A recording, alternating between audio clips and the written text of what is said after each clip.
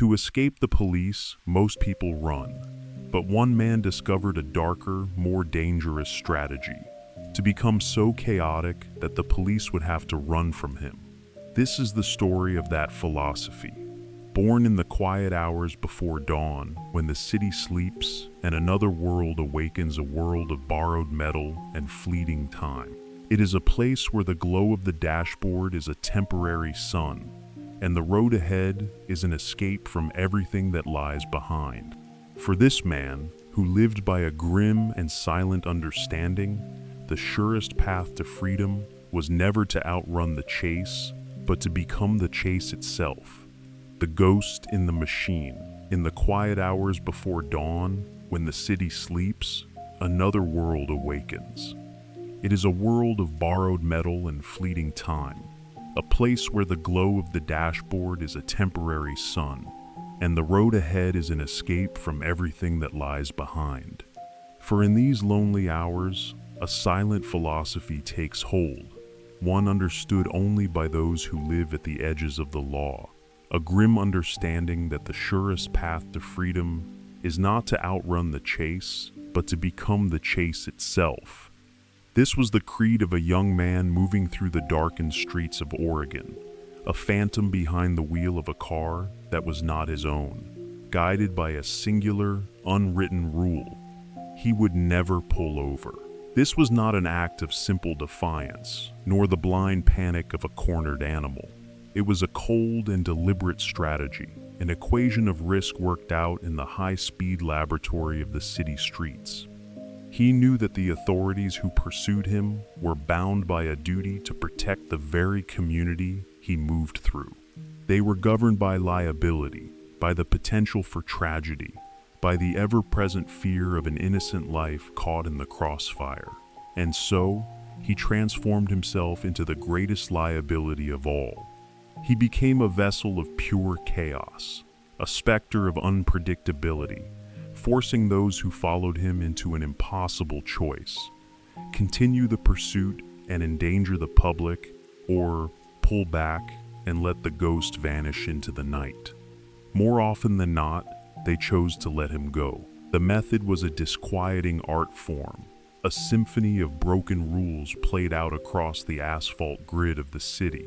He would find a one-way street and turn against its current, forcing the flow of the world to part before him. Red lights, those crimson warnings that governed the lives of all others, became mere suggestions in the dark, passed through with a steady and unyielding velocity.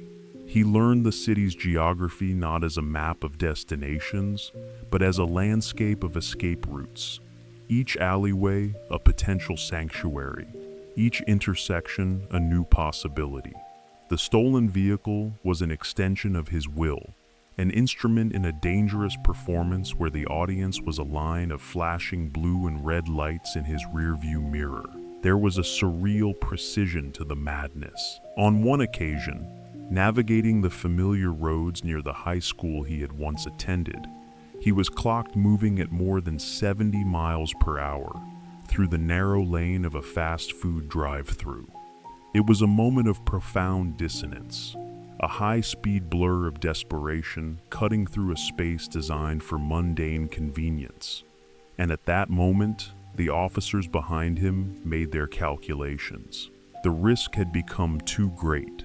They fell back, their sirens fading into a distant echo, and he was once again alone with the hum of the engine and the beat of his own heart. He would find a quiet place to abandon the car, leaving it like a shed snakeskin, a hollow testament to the life he had briefly inhabited. But the car was never the point. In almost every instance, the frantic dance was not for the sake of the machine itself. It was for the contents he carried within it, the weight of narcotics that fueled his world, or the cold, heavy presence of a firearm he could not be found with.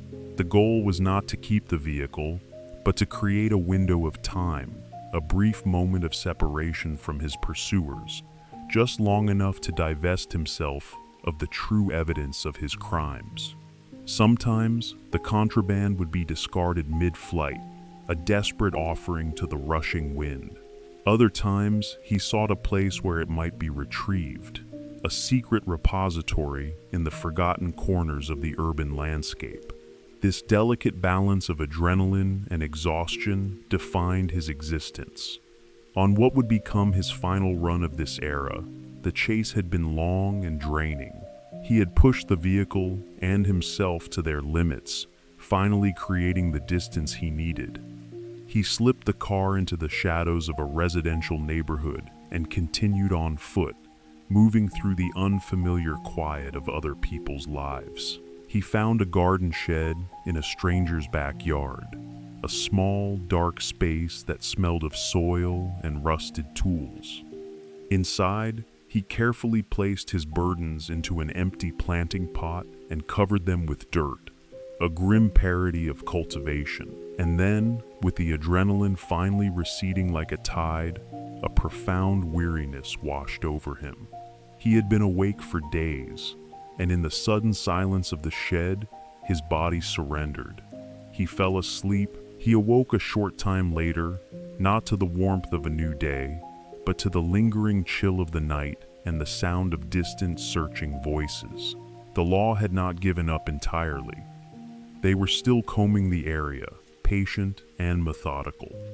He emerged from the shed and stepped back into the world, but his luck had run its course. The chase was over. He was caught, not in a blaze of speed and fury, but in the quiet, anticlimactic stillness of a suburban yard.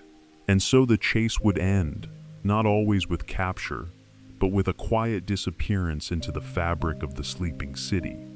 It was a dark craft, honed over countless nights on lonely roads, yet its origins lay not in a love for speed or a disdain for order, but in a different kind of darkness, rooted in the industrial hum of the city's port, where a different kind of ghost inhabited a different kind of machine, the port of forgotten cars. Every story of descent has a beginning, a single transaction that opens a door to a wider, darker world. For a young man in Portland, that door opened near the industrial shipyards, where the air smelled of salt and river water, and where cars arrived in the dead of night only to vanish before the first light of sunrise. Here, in the shadow of cranes and cargo containers, the restless energy of the streets found a quiet purpose, and a life of chaotic impulse was channeled into the cold, simple logic of supply and demand. This was not yet a dance with adrenaline on open roads. It was a silent, methodical business, conducted in whispers and paid for in cash. The work began as a necessity, a way to feed a growing hunger for the chemical comforts that kept the world at bay, but it soon became a craft. Alongside a small crew of Russian expatriates who had carved out a niche in the city's underbelly, he learned the trade. They sought not speed nor luxury, but the common, unassuming vehicles that populated every street and driveway, the cars that blended in, the ones whose absence would be noticed but not immediately remarked upon. The men from the old country offered a simple exchange, a few $100s for each vehicle delivered to their designated location near the port of Portland. It was a transaction stripped of all emotion, a clean and efficient conversion of risk into reward. Each night became a ritual. He would move through the sleeping neighborhoods of the city, a shadow drifting from one darkened street to another. He learned to see cars not as possessions, but as puzzles, each with a unique lock to be solved. He became adept at the subtle arts of the trade, a student of tumblers and ignitions, mastering the techniques that would allow him to slip into a driver's seat and breathe life into an engine that was not his own. The task was to move these vehicles just a short distance, a mile or perhaps two, a brief journey from a quiet residential curb to a prearranged industrial lot. There, the cars would be collected, their identities erased, and they would be carefully loaded onto ships bound for distant shores, becoming ghosts in the global current of illicit commerce. The efficiency of the operation was its most seductive quality. In a single night, he could acquire a dozen such vehicles, each one a small victory, a confirmation of his skill. The money flowed in, a steady stream that transformed his life from one of day-to-day survival into a strange kind of prosperity. For a young man who had known only the frantic hustle of the streets, this was a revelation. It was a life sustained by a quiet nocturnal rhythm, a world away from the loud and unpredictable violence he had known before. He was no longer just a user of drugs. He was a provider for his own burgeoning enterprise, a man who could afford the illusion of a stable life, even as its foundations were built on the property of others. He grew comfortable in this world, too comfortable. The act of driving a stolen car, once a tense and nerve-wracking affair, became second nature. The constant vigilance, the fear of discovery, slowly faded, replaced by a confident assurance that he was the master of this domain. He began to see every car as a temporary vessel, a tool to be used and discarded. The initial purpose, delivering them to the port for a quick payment, began to blur. He started to use the cars for his own errands, for his own travels, extending the time between the theft and the delivery. The stolen car became his uniform, the space where he felt most at home, a private kingdom of tinted glass and borrowed power. And yet, as the years passed and this life became his norm, a different kind of awareness began to settle in his mind, a quiet and unwelcome reckoning that would surface in moments of reflection. He began to see beyond the act itself, beyond the thrill and the profit, to the invisible ripples of consequence that spread outward from each car he took. He had always classified his work as a non-violent crime, a clean transaction that harmed no one directly. It was a comforting lie, a shield against the deeper truth of his actions. But that shield began to crack. He started to imagine the lives he was disrupting. He saw a person waking before dawn, preparing for a long day of work, a day dedicated to providing for their family, only to step outside and find an empty space where their car used to be. He saw the cascade of problems that would follow: the lost job, the missed appointment, the child who couldn't be taken to school. He understood, in a way he never had before, that the value of a car was not in its metal or its engine, but in the life it facilitated. It was the vessel of a person's routine, their stability, their connection to the world. And he was the one who severed that connection, casually and without a thought, for a night's profit. This growing sense of burden was a heavy and unfamiliar weight. It was the understanding that even a crime without physical violence has its victims, and that their suffering was no less real for being unseen. He had not held a weapon to these people, but he had stolen their time, their peace of mind, their ability to navigate their own lives. Even if insurance covered the financial loss, it could not replace the stolen sense of security, the feeling of violation that comes when a part of your life is simply erased overnight.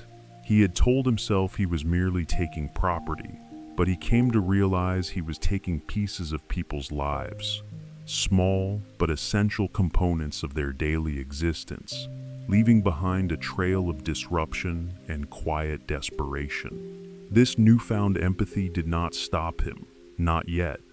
The habits were too deep, the lifestyle too ingrained, but it planted a seed of discord in his soul, a dissonance between the man he was and the man he might have been. The work at the port continued. The cars still vanished into the maws of cargo ships, and the money still came, but the comfort was gone, replaced by a low and persistent hum of guilt. It was the first stirring of a conscience he had long thought silenced, a voice that would grow louder in the years to come, echoing in the sterile silence of a prison cell. For now, however, the life of crime deepened its hold. The quiet, methodical work of the port gave way to the more chaotic and adrenaline-fueled world of the high-speed chase. The stolen car was no longer just a commodity to be sold. It was a sanctuary, a weapon, and a stage for his defiant dance with the law.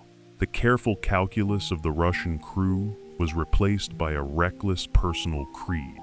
But even in the midst of that chaos, the memory of those unseen victims remained, a silent chorus of lives he had altered forever. The ghost in the machine was not just the driver, but the countless forgotten people whose mornings began with the discovery of an empty space. And so, his path was set, a journey from the quiet shadows of the shipyard to the glaring headlights of a police pursuit. The foundation of his criminal life had been laid, built on a bedrock of moral compromise and a growing proficiency in a dark and lonely trade. It was a path that could only lead to one of two destinations: a sudden, violent end on a forgotten road, or the slow, grinding certainty of the criminal justice system. A day of judgment was coming, a day when the choices he made would be weighed, and a verdict would be rendered not by a jury, but by the cold, impartial hand of fate. The divergence of fates. On the day of judgment, two men, bound by the same crime and the same sentence, stood ready for the same journey. They believed their paths would run together, side by side into the coming storm, a shared fate for a shared transgression. But the system, like a river splitting around a stone, had already decided on two different currents, and in a single quiet moment, a bond of camaraderie would be severed by the cold, impartial machinery of the state. One man would be sent to a place of relative ease, a final chapter of leniency. The other was destined for a place of legend, a penitentiary known in hushed tones as a school for gladiators. Their journey began together, a continuation of the partnership that had defined their time on the streets. They had been arrested for the same string of offenses, navigated the confusing labyrinth of the county jail as a team, and stood before the judge to receive identical sentences, 39 months. Throughout the ordeal, they had held to a simple code of loyalty. Neither man had spoken against the other. They had presented a united front, accepting their punishment as a shared consequence. This solidarity was a small comfort, a promise that whatever came next, they would face it as they had faced everything else together. From the county jail, they were moved to Coffee Creek, the central intake and processing facility for the entire state of Oregon. It was a strange transitional place, a massive complex that also served as the state's primary prison for women. During their brief stay, they could see the women's yard from their own small enclosure, separated by two fences and a stretch of sterile ground. It was a world of glimpses and echoes, a brief, almost surreal pause before the true sentence began. The two men moved through the intake process with a sense of weary expectation, their bond a quiet anchor in the disorienting churn of the system. The older of the two, the co-defendant, had walked this path before. He had served time in two other prisons and understood the unwritten rules of the world they were about to enter. He became a mentor, a guide to the treacherous landscape ahead.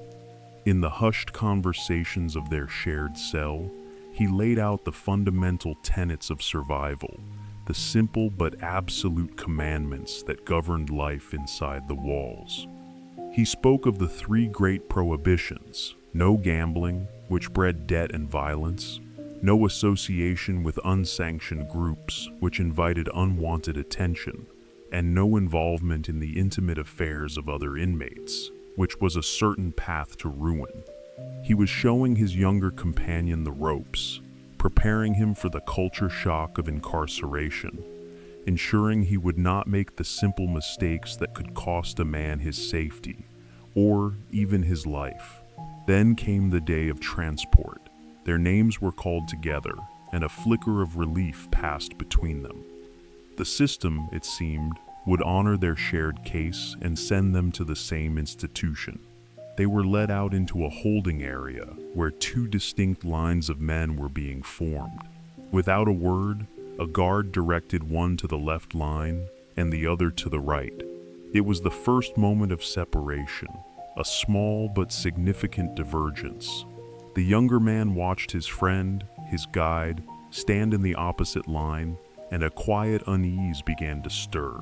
He reasoned that perhaps his friend, with his prior record, his third strike, was being sent to a harsher place, a more severe institution like the one they called Snake River.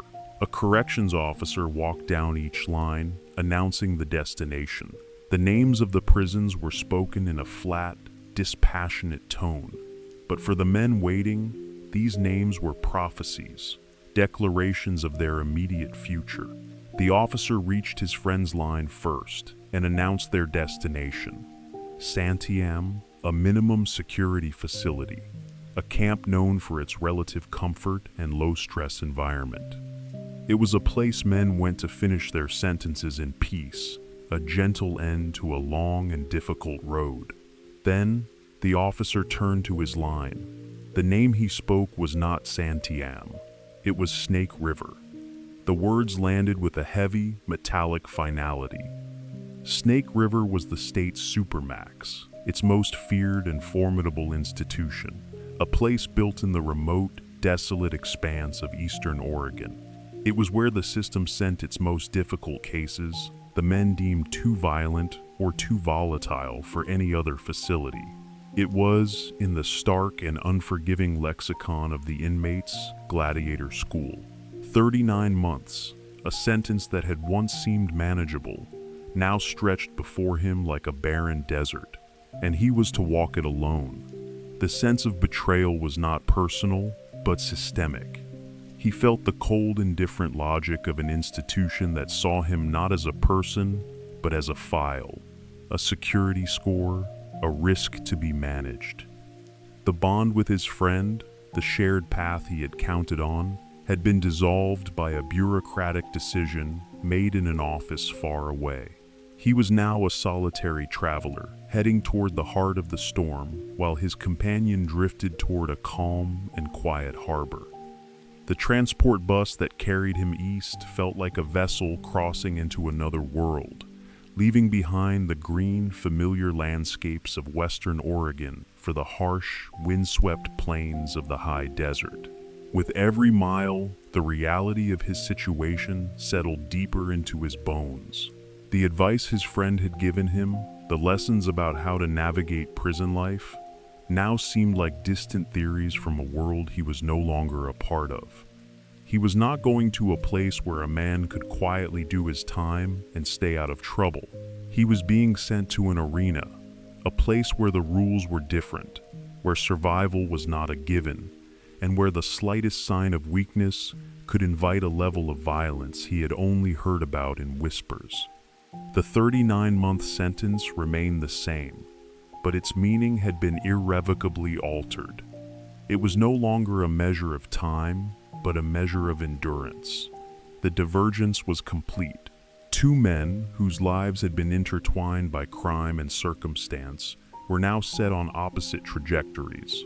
One was on a path toward rehabilitation and release. The other was on a path toward a crucible, a place designed to test the absolute limits of a man's will. As the bus rumbled on toward the distant, unseen walls of Snake River, he knew that the man who stepped off that bus would not be the same one who eventually walked out. A transformation was coming, one forged in the unforgiving fire of the state's most severe penitentiary. He was alone, bound for a place where alliances were not a matter of friendship, but of sheer survival. A place where the first test would come the moment he stepped into the yard. The first law of the cage. The walls of a prison have their own language, their own politics, and their own laws written in invisible ink. Before a man can learn to survive, he must first learn to read this silent script. For the first lessons in this new, smaller world are often the simplest and the most absolute. Upon his arrival at Snake River, the The young man was no longer a name, but a classification, a number on a page, and a designation that would define his entire existence within those walls. Even before he had taken a single step onto the main yard, a decision had already been made for him. During the intake process, the guards noted a small tattoo on his skin, a simple clover. To them, it was not a symbol of heritage, but a sign of allegiance.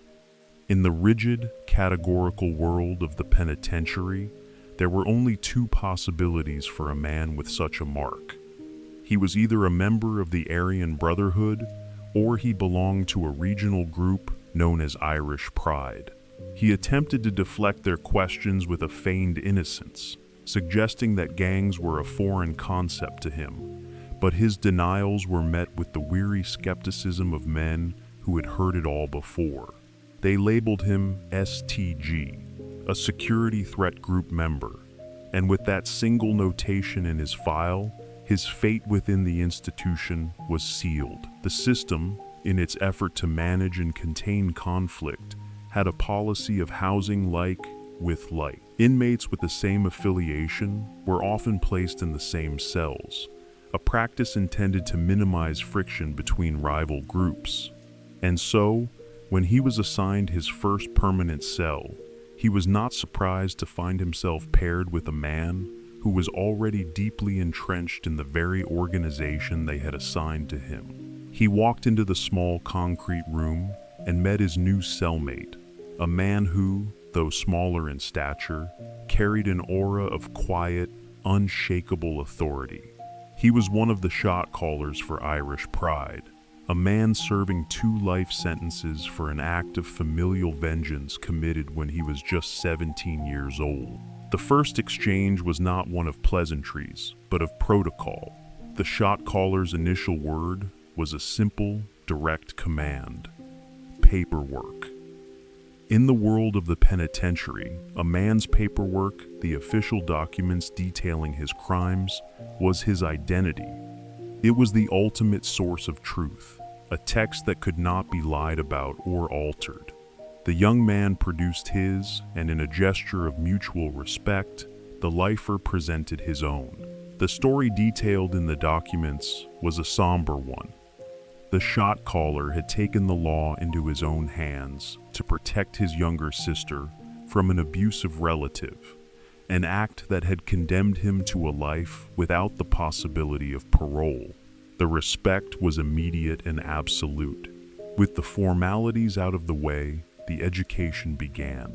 The lifer, seeing the relatively short 39-month sentence on the paperwork, laid down his first rule.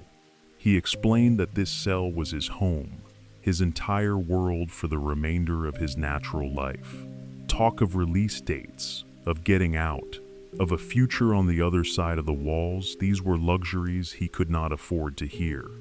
Such conversations were a constant, painful reminder of a freedom he would never again experience. The young man understood. From that moment forward, he would never again speak of his outdate in the presence of his cellmate. The next rule was stranger, yet it spoke volumes about the psychology of a man who has made his peace with a life of confinement. The lifer explained that in their shared space, one must always sit down to use the toilet. He described, with an almost scientific precision, the invisible mist that rises when a man stands, a fine spray that settles on every surface within a radius of 2 or 3 feet. This cell, he reiterated, was not a temporary holding place for him. It was his home, his kitchen, his bedroom, his entire world, and he would not live in a home that was constantly coated in the filth of another man. It was a matter of hygiene, but more than that, it was a matter of dignity, a small act of civilization in a world that sought to strip it all away. This was the first law of the cage, the understanding that, for a lifer, the small enclosed space of a cell is a sanctuary, a final bastion of personal order in a universe of chaos. The young man accepted this rule without question. It was a lesson that would stay with him long after he was released, a peculiar but profound insight into the mind of a man for whom life had been permanently reduced to the dimensions of a concrete box. He began to settle into the rhythm of Snake River, a rhythm dictated by head counts, meal times, and the tense, watchful energy of the yard. Despite his initial apprehension, he found a strange sense of belonging. His new affiliation provided an immediate community. The other members of Irish Pride saw the STG classification in his file and the man he was celled with, and they accepted him without hesitation. They made sure he had proper shoes, replacing the flimsy state-issued footwear with a pair of worn-in sneakers. A small but significant gesture that marked him as one of their own, saving him from the vulnerable appearance of a brand new inmate. The group was not what he had expected. He had anticipated a collection of hardened, violent men, and while they were certainly capable of violence, he also found a deep sense of camaraderie and genuine loyalty. He met men who, like his cellmate, had stories that were more complex than their crimes suggested. He found a brotherhood, a flawed and dangerous one, but a brotherhood nonetheless. It was in this environment, under the tutelage of men who had navigated this world for decades, that he made the conscious decision to fully embrace the path that had been chosen for him. He would not just be an associate, he would become a full member. He learned that joining the organization was a formal process. There was a prospecting period, a time of trial and observation that typically lasted for 6 months. During this time, a prospective member had to prove his worth, his loyalty, and his willingness to enforce the group's code. It was a period of waiting, of watching, of learning the intricate politics of the yard, who to talk to, who to avoid, which tables belong to which group, and the 1,000 other unwritten rules that govern their daily lives. The ultimate test would come at the end of this period, a requirement to put in work, an act of violence that would solidify his place and prove he was not a liability. The young man, however, felt no need to wait. His mind was already set. He had entered this world carrying his own burdens, his own unresolved anger from a past that had left him feeling powerless. He saw in the rigid moral code of the prison gangs a strange kind of justice, a system where certain transgressions were met with a swift and brutal certainty that the outside world had never offered him. He did not join for protection. He joined for a sense of purpose, a way to channel the restless turmoil within him into a cause he could understand. And so, he began to look for his own opportunities, a way to prove his commitment long before the 6-month trial had reached its conclusion. The first law of the cage was to respect the home. The next law was to defend the family, a debt paid in stone. Some memories do not fade with time, they sharpen.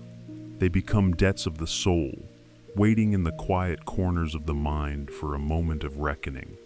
In a world governed by violence, such debts are rarely paid with words, but are instead settled with a currency of pain, a final and personal balancing of the scales. For the young man, such a debt had been carried for years, a cold and heavy stone in his heart, connected to a crime that had unsettled the peace of his own family and his own home. After a few months in the harsh environment of Snake River, he was transferred to Warner Creek, a correctional facility in the southern part of the state. It was a step down in security, a place with a fence, but without the oppressive supermax atmosphere he had grown accustomed to. The air was different, the tension lower. It was a place where an inmate could, if he chose, serve his time with a degree of quiet anonymity. But the young man had not come for peace. He had come carrying a purpose, a name, and a story. The story was that of the Lane County bike path attacker, a man whose crimes had cast a pall of fear over his hometown of Eugene. The man had a habit of hiding in the bushes along a popular walking trail, emerging to assault women who passed by. The news of these attacks had reached his own home, instilling a deep and personal anxiety. His mother, who had walked that same path for years as part of her daily routine, stopped her walks entirely, her sense of safety shattered by the actions of this unseen predator. For her son, this was not just a news story. It was a violation of his world, an intrusion of chaos into the life of the person he cared for most.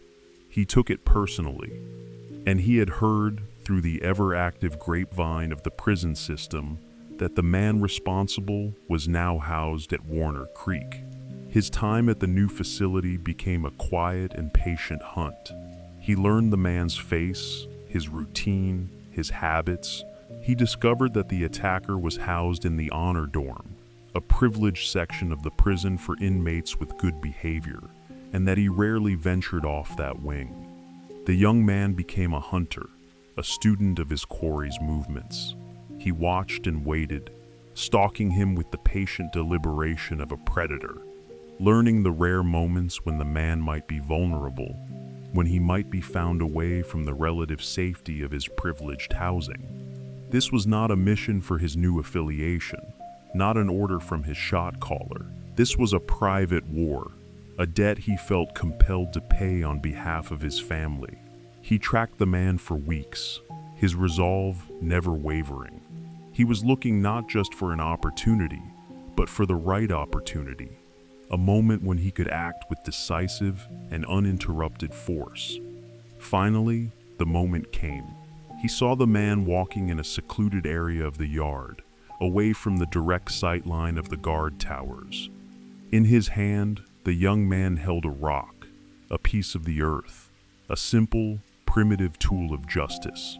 He approached from behind, his footsteps silent, his intent a cold, focused point of energy. The violence was swift and one-sided. He brought the rock down upon the man's head, a single, heavy blow. There was no fight, no struggle, just the sudden and brutal settling of a long-held score. He did not linger. The act was the purpose, and with the purpose fulfilled, he retreated back into the general population, his face a calm and unreadable mask. In the ensuing chaos, as guards rushed to the scene, no one spoke his name. The unwritten code of the yard held firm. No one had seen anything. Even without witnesses, however, the administration had its suspicions. He was the new arrival, the man with the STG classification from Snake River, the one with a reputation for a certain kind of intensity. They could not prove his involvement, but they knew he was not the type of inmate they wanted in their low-security facility. The consequences were immediate. He was informed that he was being transferred, that he was too great a risk for a place like Warner Creek. His act of personal vengeance had once again altered his path through the system.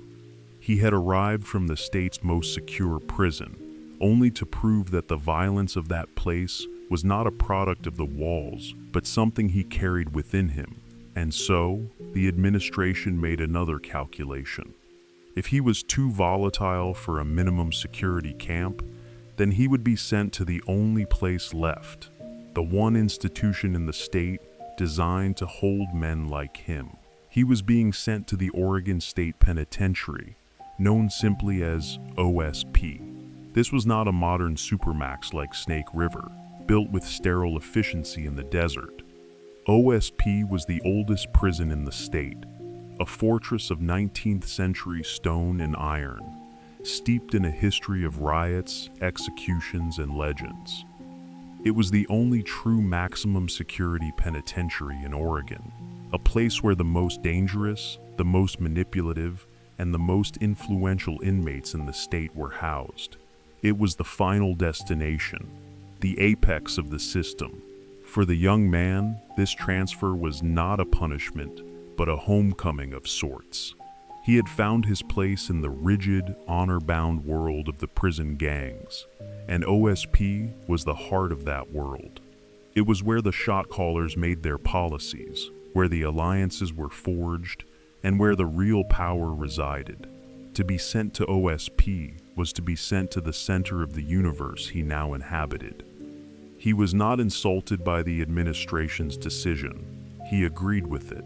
He knew what he was, and he knew where he belonged. The assault at Warner Creek had closed a chapter of his personal history, a violent and satisfying settling of accounts, but it had also opened a new and far more dangerous one. He was no longer a prospect learning the ropes in the harsh but predictable world of Snake River. He was now headed to the Citadel, a place of myth and shadow, where the politics were deeper, the stakes were higher, and the game was played by masters. He had paid his debt in stone, but in doing so, he had incurred another, a debt to the system that now saw him as a problem to be contained in its strongest and oldest cage. The journey to Salem was a journey into the heart of the shadow, a place from which many men never returned. The Citadel of OSP. There are prisons, and then there are penitentiaries. One is a place of holding, a modern cage of concrete and steel designed for efficiency. The other is a place of history, a fortress of stone and shadow built in a forgotten century, where the ghosts of past generations watch over the new arrivals.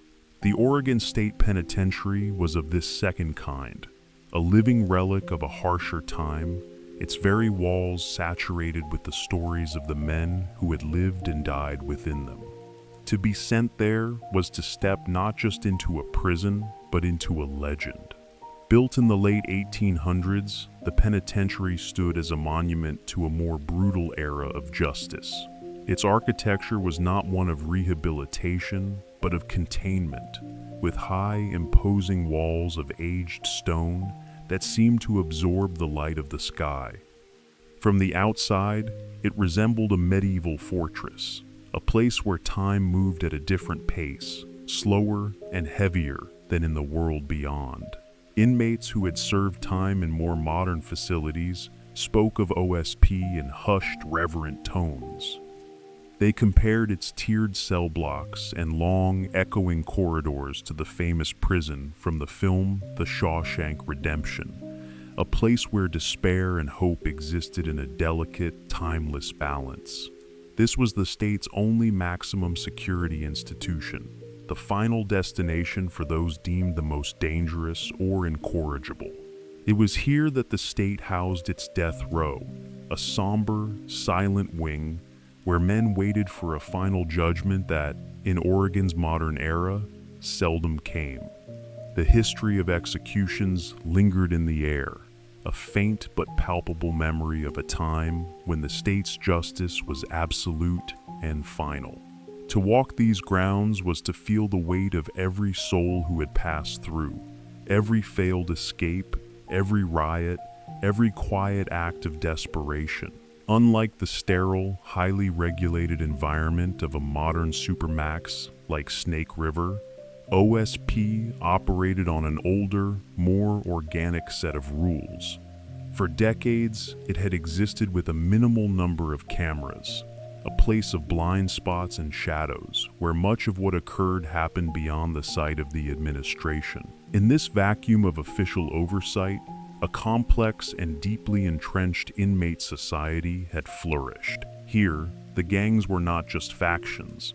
They were the true governing bodies. The shot callers and lifers who ran the yard were the real authority, their decrees carrying more weight than any directive from the warden's office. For the young man arriving from Warner Creek, it was a world perfectly suited to his new identity. He had found his place within the rigid structure of the prison gangs, and OSP was their capital city. This was where the alliances between the different factions were maintained, where the grand strategies were decided, and where the unwritten laws that governed every prison in the state were born. To be an inmate at OSP was to be at the very center of this universe.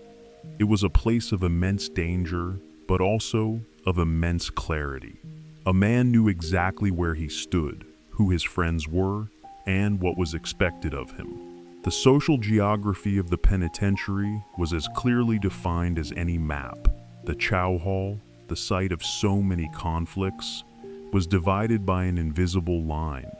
On one side sat the white inmates and their allies, the Sureños. On the other side, known colloquially as the jungle, sat the black inmates. Within these territories, a further hierarchy existed. The tables nearest the front were reserved for the most respected members, the lifers, the shot callers, the men who had proven themselves over decades of incarceration. Newer or unaffiliated inmates sat further back, a clear and visible representation of their status.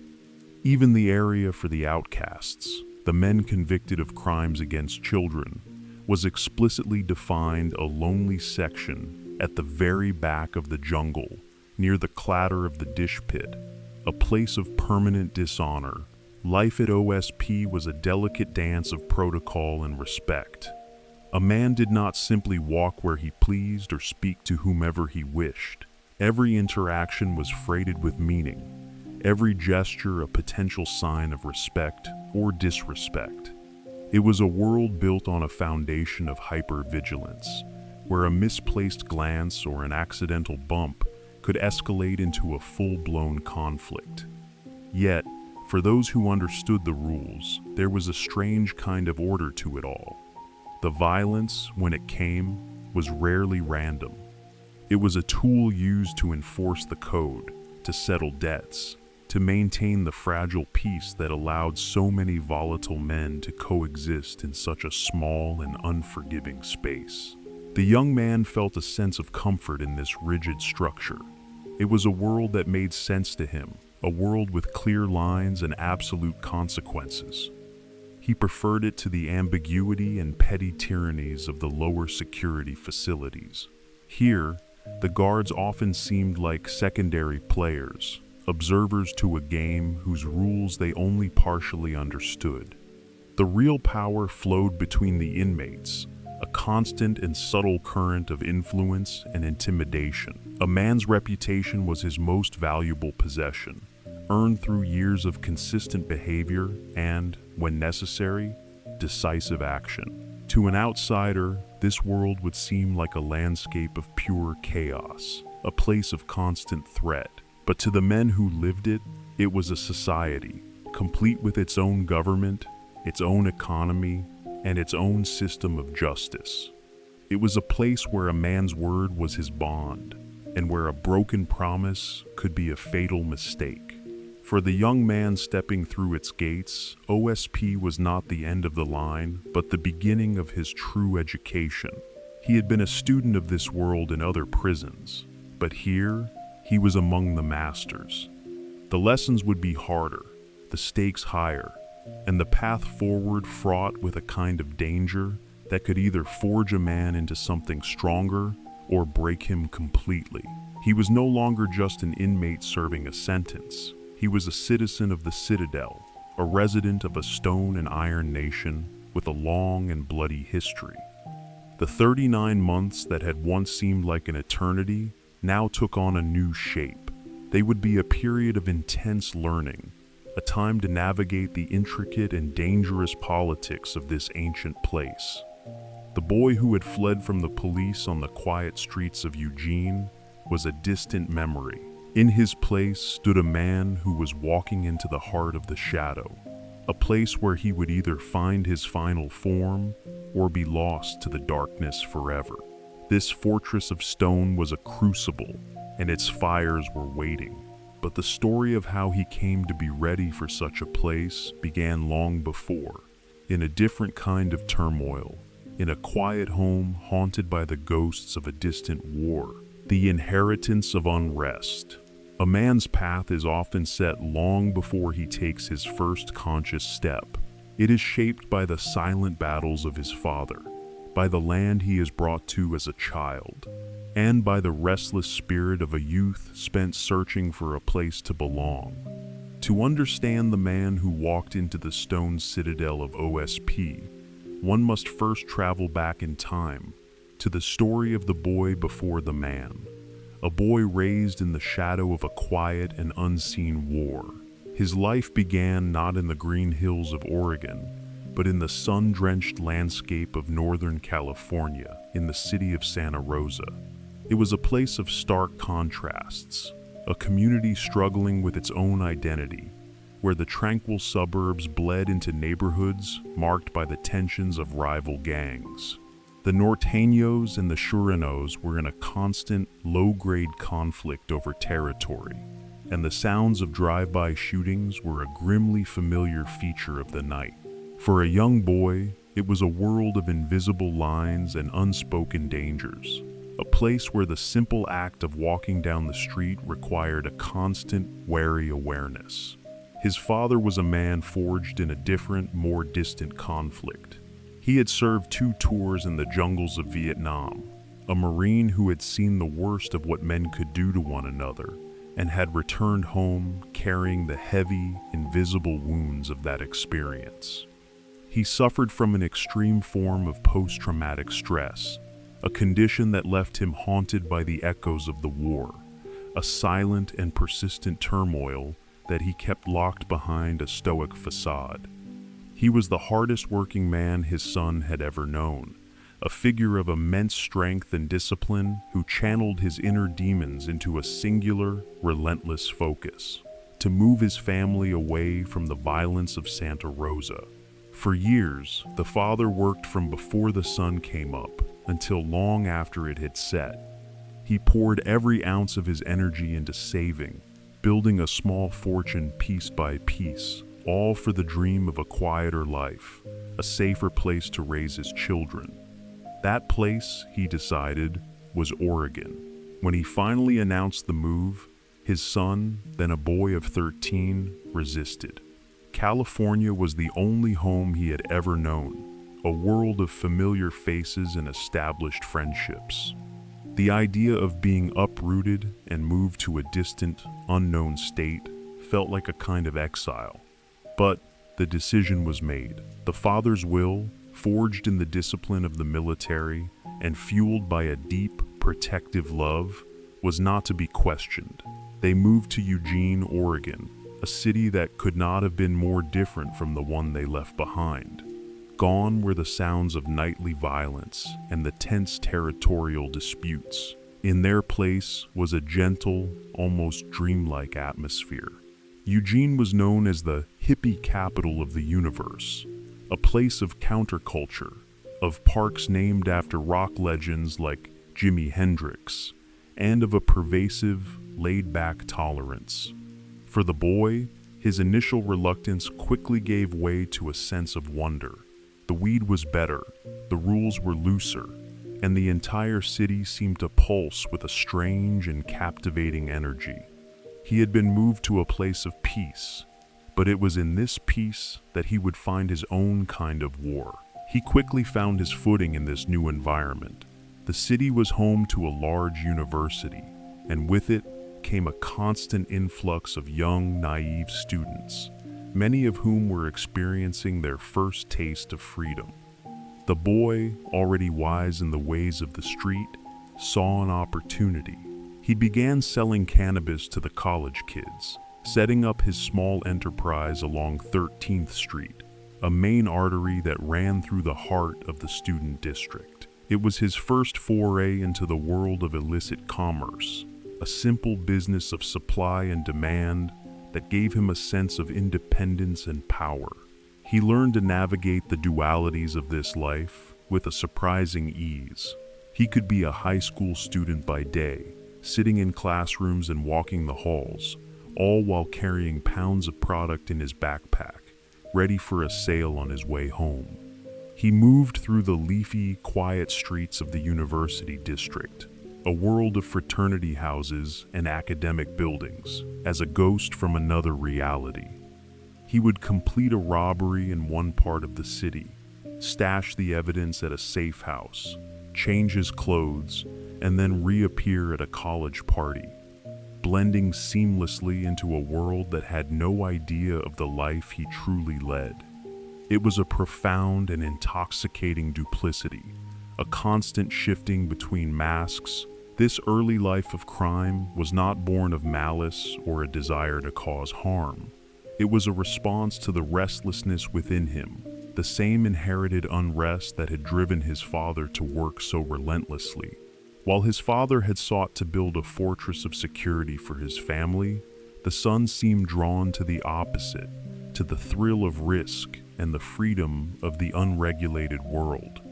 He was searching for an identity, for a place where his sharp instincts and natural charisma could find their full expression. The quiet, respectable life his father had worked so hard to provide felt like a cage, while the dangerous, unpredictable life of the street felt like liberation. He found he had a talent for it.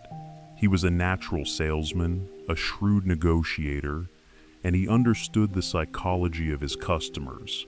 The world of street-level drug dealing was a perfect training ground, a place to hone the skills of observation, persuasion, and risk assessment that would serve him so well in the far more dangerous world to come. He was not yet the hardened man who would walk the yards of OSP, but the seeds of that man were being sown in the seemingly peaceful, countercultural soil of Eugene. The quiet home his father had built became a place of unspoken tension. The father, haunted by the jungles of Vietnam, and the son, increasingly drawn to the jungles of the street, were two men living under the same roof but in entirely different worlds. The inheritance of unrest had passed from one generation to the next, transformed but not diminished. The father's trauma had manifested as a relentless drive for order and safety, while the son's inherited turmoil was pulling him in the opposite direction, toward chaos and the allure of the forbidden. The move to Oregon had been meant to save him from a life of violence, but instead, it had simply provided him with a new and more insidious battlefield. The city's peaceful exterior was a perfect camouflage for the darkness he was beginning to cultivate within himself, a darkness that would soon call for a more potent and destructive kind of fuel. The alchemist's lie. There are poisons that kill the body, and then there are poisons that consume the soul. The most dangerous of these often come disguised as a solution, a friendly whisper on an exhausted night, promising energy where there is none and clarity where there is only confusion. For the young man, this whisper arrived at a moment of profound weariness, a crossroads in his life where the demands of his dual existence had begun to take their toll. His world was one built on a foundation of natural substances, the so-called hippie drugs that were the lifeblood of Eugene's counterculture. He dealt in cannabis and psychedelics, substances he viewed as tools for expansion, not for ruin. He held a deep and abiding prejudice against what he called white drugs, the synthetic chemical stimulants that he saw as a mark of a different, more desperate kind of user. He was a purveyor of mellow atmospheres and altered perceptions, and he kept a strict, discriminatory line between his world and the jittery, paranoid world of harder substances. If someone produced a bag of white powder at one of his gatherings, they were immediately asked to leave. It was a line he had sworn he would never cross. But life has a way of wearing down even the firmest of resolves. He was trying to maintain the facade of a normal life, attending school during the day and working long, grueling hours at a bar at night. He was burning the candle at both ends, caught in a cycle of endless activity, his energy reserves dwindling to nothing. He was, in his own words, dead on his feet, a walking ghost held together by sheer willpower. It was in this state of depletion that the whisper came, offered by an old acquaintance, a girl he had known since middle school. She saw his exhaustion and offered him a small, crystalline substance. He recoiled at first, recognizing it as methamphetamine, the very thing he so vocally disdained. He refused, citing his strict personal code. But she was clever. She did not try to sell him on the high, but on a false sense of familiarity. She reminded him of their shared childhood, a time when so many of their generation had been prescribed medications like Ritalin and Adderall to manage their youthful energy. She told him this was the same, just a different form, a simple tool to help him focus, to get through the night. It was an alchemist's lie, the suggestion that a dangerous illicit substance could be transmuted into something as benign as a childhood prescription. The logic was flawed, but in his exhausted state, it was just plausible enough. He remembered the feeling of those prescribed stimulants, the clean, focused energy they provided. He reasoned that perhaps she was right, that chemically, they were only a single molecule away from each other. He relented. He decided to try it, just once. His first experience was not with a pipe or a needle. The sight of his friend smoking the substance off a piece of aluminum foil struck him as crude, something for the truly destitute. He chose instead to insufflate a small line, a method he associated with the more glamorous, less destructive world of cocaine. But the sensation was nothing like the soft, powdery substances he had encountered before. He described it as an agony, a feeling like having his nasal passages scoured by a barbed wire fence, a burning acidic fire that shot all the way up into his skull. This was not a gentle lift. It was a violent chemical assault. The pain, however, was fleeting. What followed was a wave of pure, unadulterated energy, a feeling of supreme confidence and clarity that was unlike anything he had ever experienced. It was not a high that expanded the mind, but one that narrowed it, focusing all of his scattered thoughts into a single, intense beam of purpose. In that moment, the exhaustion, the stress, the endless duality of his life, it all vanished. He felt reborn, remade, perfectly equipped to handle the immense pressures he had been struggling under. The alchemist's lie had worked. The poison had been accepted not as a poison in his own mind, but as a cure.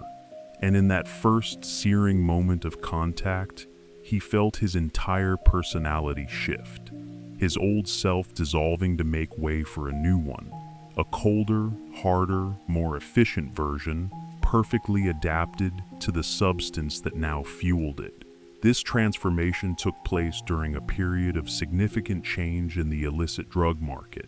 The methamphetamine he first encountered was what was known as prop dope, or biker dope. It was a product of a local, almost artisanal industry, cooked in small batches in clandestine labs hidden in the rural outskirts of Oregon. The recipes, some said, were relics of a bygone era, formulas developed by Nazi chemists and carried into the American underground by motorcycle clubs in the 1960s and 70s. This early form of the drug was potent, but its production was limited, its distribution network scattered and disorganized. It was a predominantly white, working-class phenomenon, a cottage industry of amateur chemists and their small circles of users. But a new product was beginning to flow up the Interstate 5 corridor, a purer, more powerful, and far more addictive form of the substance. It was crystalline methamphetamine, known on the street as glass. This was not the work of local cooks in their trailers. It was the product of a massive, sophisticated industrial operation run by the cartels in Mexico. They had seen the market that the local producers had created, and they moved to monopolize it with a superior product and an unmatched distribution network. The cartels began to flood the Pacific Northwest with this new, crystalline version. It was easier to smoke, more potent, and more psychologically addictive than the older, powdery speed. Smoking, like with crack cocaine, created a more intense and immediate rush, a cycle of euphoria and craving that ensnared users far more quickly than snorting or swallowing. The young man, who had once looked down on the practice of smoking, soon succumbed to this more efficient method of delivery, and with it, his descent accelerated. He found himself at the very center of this shifting tide. One of his main suppliers, a man he considered his street uncle, was one of the last of the old-school local cooks. This man was a figure of some renown, the first white captain of the Shuranos in the state of Oregon, a testament to his toughness and his business acumen. But even he could not compete with the wave of cheap, high-quality crystal flowing in from the south. He once told the young man of his final arrest, of a conversation with the head of the local drug task force. The officer had confessed that their greatest mistake was shutting down all the local cooks. They had been a manageable problem. In eliminating them, they had merely cleared the field, leaving an open and uncontested monopoly for the cartels. They had traded a local nuisance for an international crisis. The young man was now fully immersed in this new world. The substance that had started as a tool to get through a long night had become the organizing principle of his entire existence. His old life, the one with the bar job and the school classes, faded into a distant memory. His new life was a frantic, sleepless cycle of using, acquiring, and selling the very substance that was consuming him. The alchemist's lie had revealed its true nature. It had not given him energy, it had only borrowed it from his future, leaving him in a state of perpetual debt to the poison he now served. The line he had sworn never to cross was now a forgotten landmark, far behind him on a road that was leading him deeper and deeper into the shadows. The adrenaline creed. For some, a life of crime is a means to an end, a series of calculated risks taken to acquire the resources for survival. For others, the act itself becomes the purpose, transcending need and transforming into a dark and compelling ritual. It becomes a dance with chaos, a state of being where the electrifying thrill of the moment is the only prize that truly matters. For the young man, this transformation was swift and absolute, as he discovered a new creed, one that valued the intoxicating rush of adrenaline far more than the dull and repetitive business of selling poison. His life had become consumed by the rhythms of the methamphetamine trade. The drug, he quickly learned, sold itself. There was no need for persuasion, no art to the transaction. The demand was constant, insatiable, and all-consuming. His phone never stopped ringing, a relentless beacon of need that pulsed at all hours of the day and night. At first, this constant activity was a sign of success, a measure of his standing in the city's underworld. But soon, it became a kind of prison. The endless calls, the parade of desperate faces, the constant need to be available, it was a monotonous and draining existence. He began to hate the sound of his own phone. Each ring was an interruption, another demand on his time and energy, another soul seeking a brief escape that only deepened their own cage. He found himself trapped in a loop, a servant to the very market he was supposed to be mastering. There was no art to it, no challenge, only the grim and predictable mechanics of addiction. A person's day was measured not in how many sales they could find, but in how much time they could carve out for themselves amidst the endless demand. There was barely time to sleep, to eat, or even to think. It was profitable, yes, but it was also profoundly and crushingly boring. It was during this period of disillusionment that he was introduced to a new and far more captivating pursuit. One of his suppliers, a man deeply embedded in the local criminal landscape, was also a prolific car thief. The young man, hungry for something more than the tedium of the drug trade, asked to be taught. He wanted to learn the secrets of that world, the quiet, technical skills required to separate a car from its owner. His mentor obliged, teaching him the old-world methods of the trade, skills that were already becoming obsolete in an age of advancing technology. He learned how to shave keys, the patient, meticulous process of filing down a blank key until its profile was just generic enough to trick a simple ignition. He learned the art of the jiggle key, a set of specially cut keys that, when gently manipulated in a lock, could mimic the pattern of the correct key and persuade the tumblers to turn. These were not acts of brute force, but of finesse, a quiet conversation with the internal mechanics of a machine. He was a natural, his hands steady, his mind quick to grasp the subtle logic of locks and ignitions. With this new skill, a different world opened up to him, a world that offered not the wearying drone of the drug trade, but the sharp, clear note of pure adrenaline.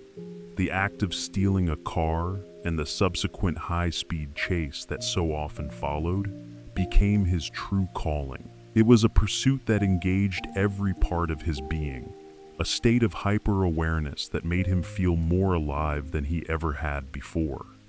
Fueled by the chemical energy of methamphetamine, these moments became a transcendent experience, a perfect fusion of internal and external chaos.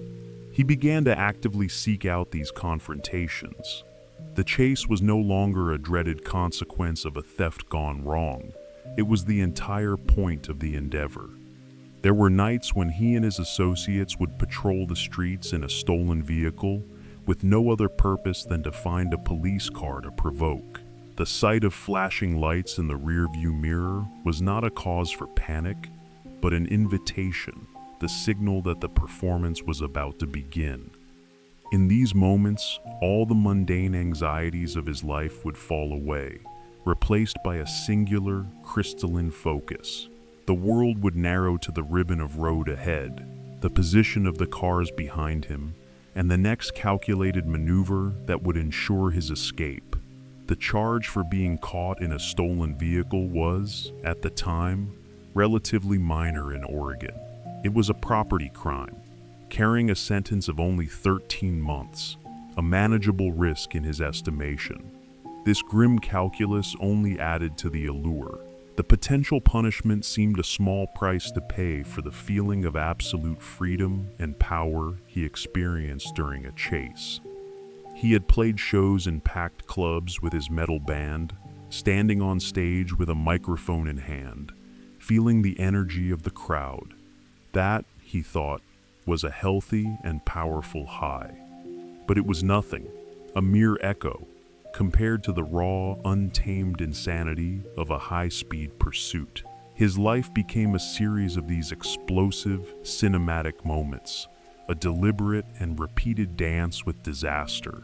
He was no longer just a drug dealer or a car thief.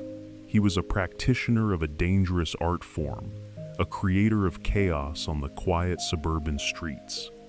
The grim business of selling methamphetamine continued, but it was now just a means to an end, the fuel for his true passion.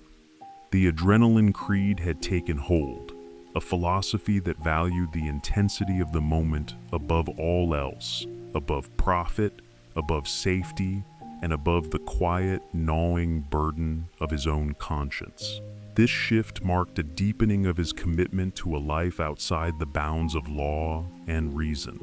He was no longer just breaking the rules, he was reveling in the act of breaking them. The stolen car had become his sanctuary, the high-speed chase his ritual. It was a lonely and self-destructive path, a constant flight from a world he no longer felt a part of.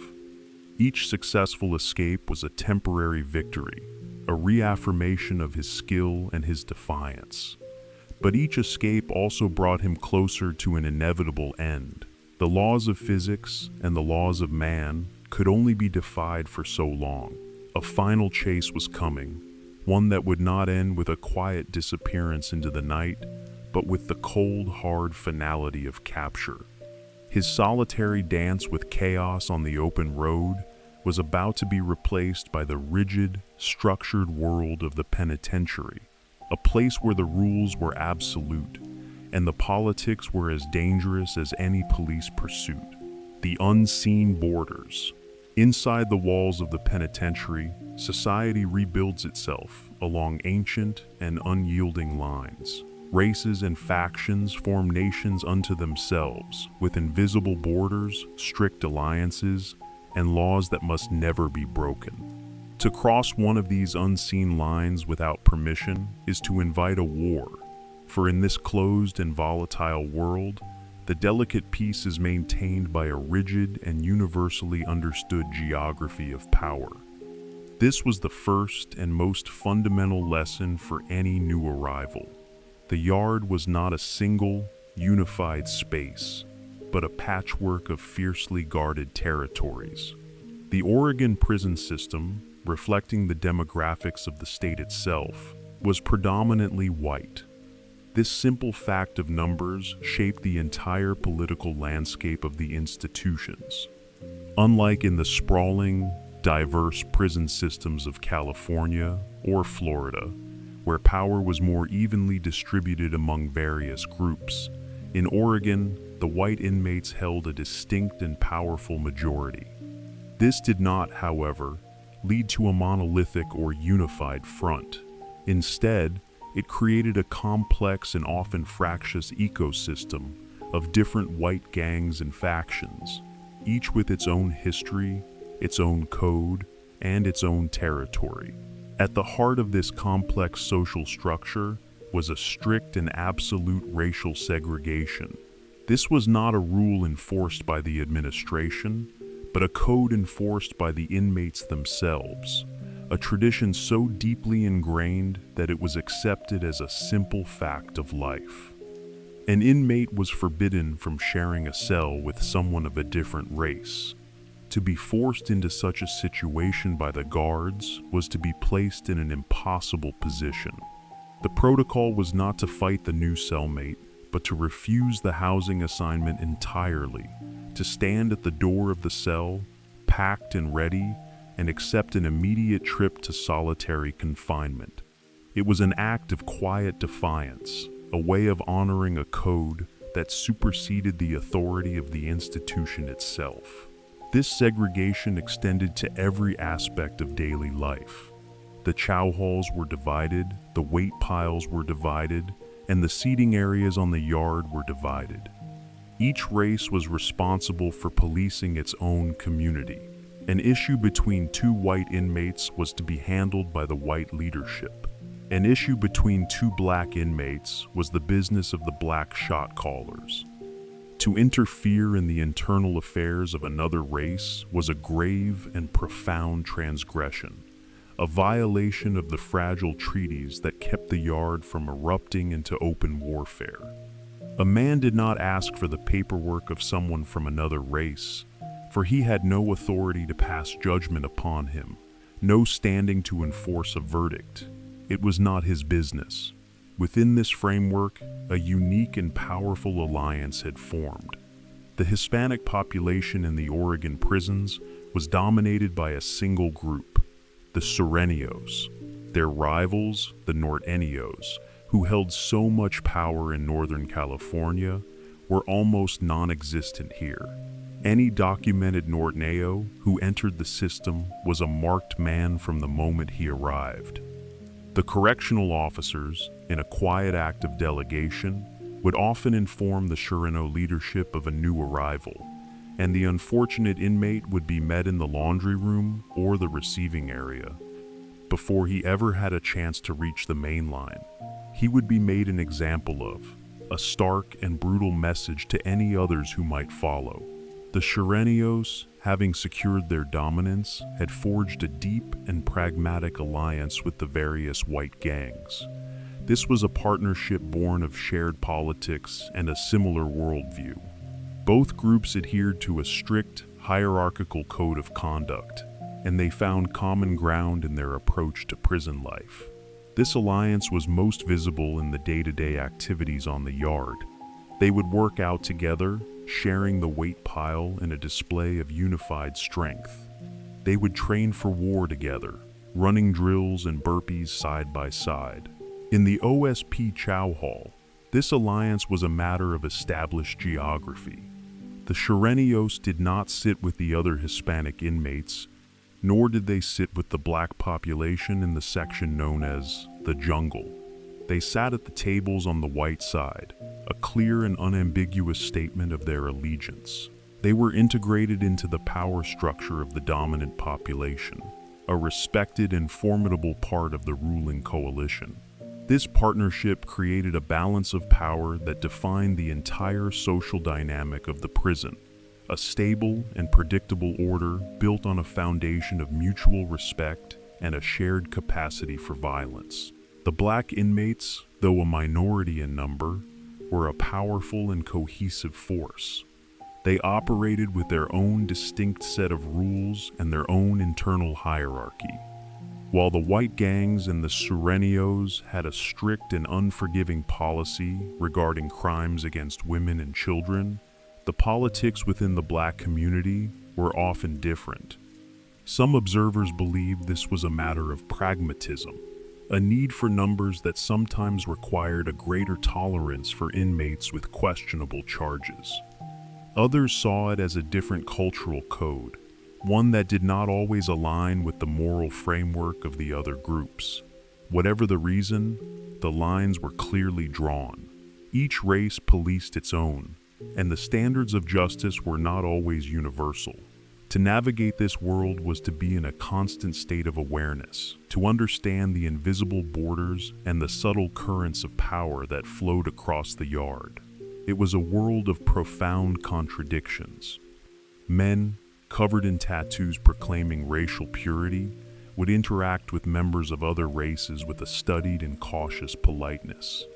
The language of the yard was one of respect, of asking permission before using a phone, of giving a wide berth to another group's table. Everyone was polite, until the moment they were not, and when that moment came, the consequences were swift and absolute.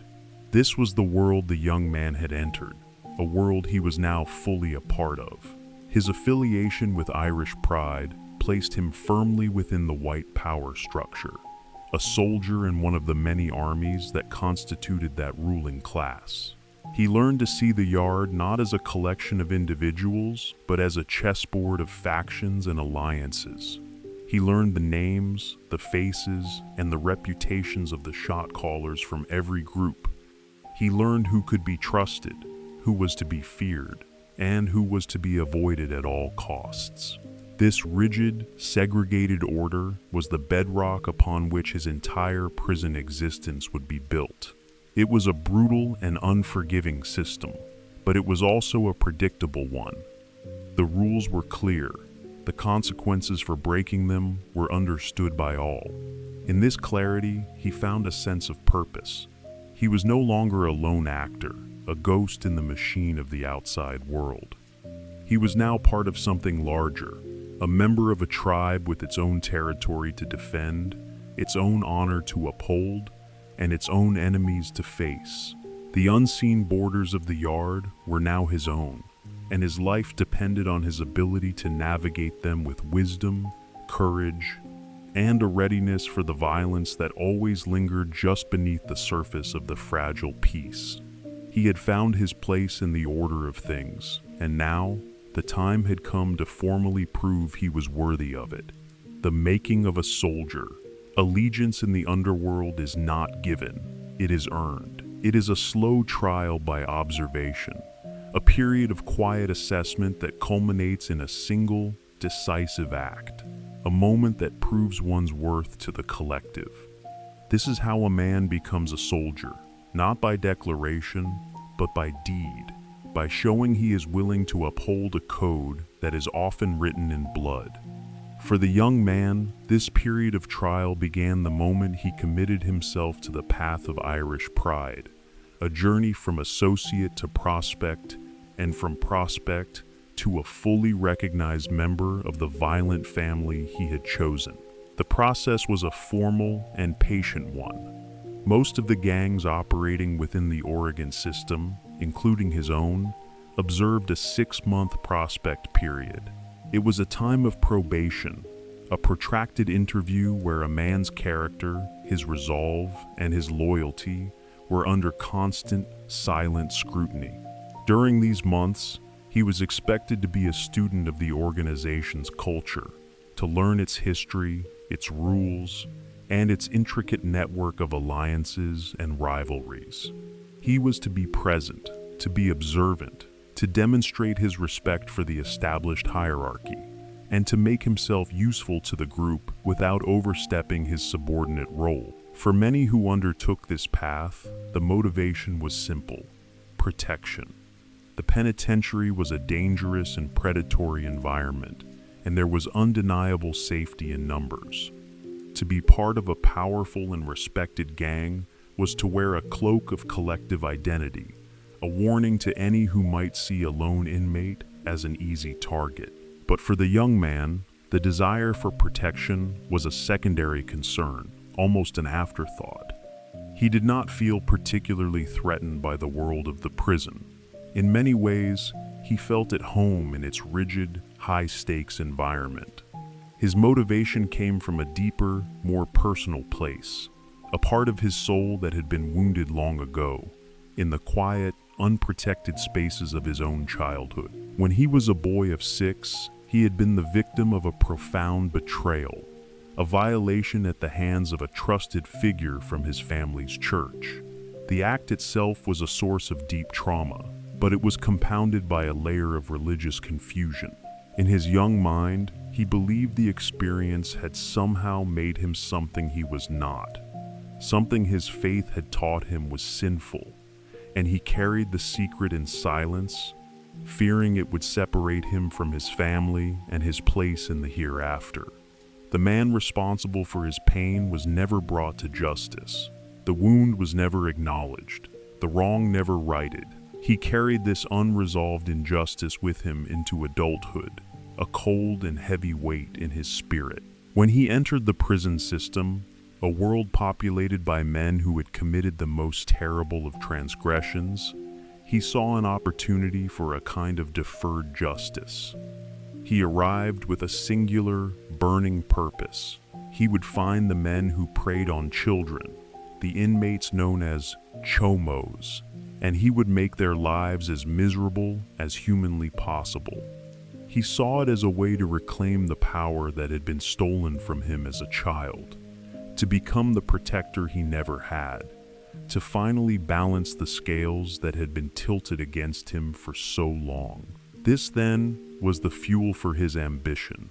He was not seeking to become a gangster for the sake of power or reputation, but to gain a license to hunt.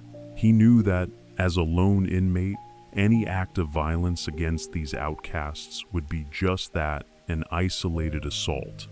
But as a member of an established organization, his actions would be sanctioned, understood, and even respected within the yard's particular moral code. The gang was not just a shield, it was a sword, and he was eager to wield it. He did not wait for the 6-month period to conclude. He was an active and eager participant in the life of the organization, constantly looking for opportunities to prove his commitment. He understood that respect was earned through action, not patience. He observed the flow of power on the yard, the subtle provocations, the simmering disputes, and the moments when a firm and decisive response was required. When such a moment arose, an opportunity to uphold the gang's honor or enforce its code, he acted without hesitation. The details of these early acts of violence remain shrouded in the discretion of the prison's code of silence, but they were significant enough to be noticed by the leadership. His willingness to put in work early, to take risks, and to demonstrate his unwavering loyalty did not go unrewarded. The elders of the group saw in him not a reckless youth, but a man of purpose and conviction. They recognized that his intensity was not born of ego, but of a deep and abiding personal code that aligned with their own. And so, his prospect period was shortened. After just under 4 months of trial, his name was brought before the other members for a final vote. The process was a simple democracy of hardened men. The members on the yard, those who had watched him, who had worked out with him, and who had seen his conduct under pressure, were asked a simple question. Should this man be allowed to ride with them, to wear their patch, to become a brother? The vote was unanimous. He was accepted. He was no longer a prospect, but a soldier, a full and recognized member of the family. With this new status came a deeper integration into the life of the penitentiary. He was now part of a collective, his individual identity subsumed into the larger identity of the group. Their battles were his battles. Their honor was his honor. He found in this a profound sense of camaraderie, a bond forged in a shared, dangerous reality. He learned from the older members, men who had spent decades behind the walls, who taught him their history, their traditions, and even, in quiet moments, the basics of their ancestral Gaelic language. This was the life he had chosen, a life of rigid codes and ever-present danger, but also one of unwavering loyalty and a clear, if brutal, sense of justice. The boy who had carried a secret shame for so many years had found a way to transform that pain into a source of strength. He had become a soldier in a private war, fighting the ghosts of his past in the concrete arenas of the present. The making of a soldier was complete, a process of trial and violence that had solidified his place in the unforgiving world of the penitentiary. But in this world, even a soldier's role can change, for when leadership falters, it is often the most committed soldier who is called upon to pick up the fallen standard and carry it forward. The weight of the keys. Leadership in a world of hardened men is a mantle rarely sought, and often thrust upon those who are willing to enforce a code when it is most severely tested. It is a weight earned not through ambition, but by the silent recognition of others that you will do what is necessary when the honor of the collective has been compromised. For the young soldier, this moment of transition came unexpectedly, born from a sudden and public act of disrespect that threatened to unravel the entire fabric of his chosen family's authority. When he first arrived at the penitentiary, the keys to the car, the symbolic authority of the shot caller for Irish pride, were held by a man known as Carolina. He was an older inmate, a man who had been down for a long time, and his leadership was accepted as a matter of established fact. He carried the responsibility for the group, making the day-to-day decisions, representing them in councils with other gangs, and ensuring their territory and reputation remained intact. His rule was quiet, steady, and, it was assumed, absolute. But the penitentiary is a fluid and unpredictable environment. Reputations are fragile things, and the arrival of a single new inmate can shift the entire balance of power on the yard. Such an inmate arrived from another institution, a man known to the young soldier, a prominent member of a rival white gang known as European Kindred. This man was a figure of immense and formidable repute, though the full extent of his influence was not immediately apparent. He walked onto the yard at OSP and, with a calm and unnerving confidence, proceeded to challenge the very foundation of the established order. The confrontation took place in the chow hall, the most public of all arenas, during the morning meal. The man from EK walked directly up to Carolina's table, a place of honor, a seat of power. He did not issue a challenge for a physical fight. His attack was something far more subtle and far more devastating. In front of everyone, in a voice loud enough for those nearby to hear, he addressed Carolina not as a leader, but as a subordinate. He called him a punk, a term of profound and utter contempt in the prison lexicon.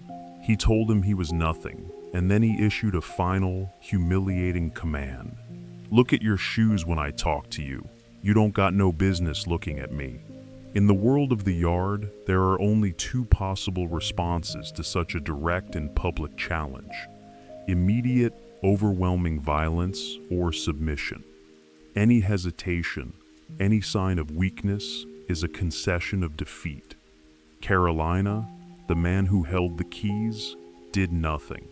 He sat in silence, his gaze lowered, his authority dissolving in the charged atmosphere of the chow hall.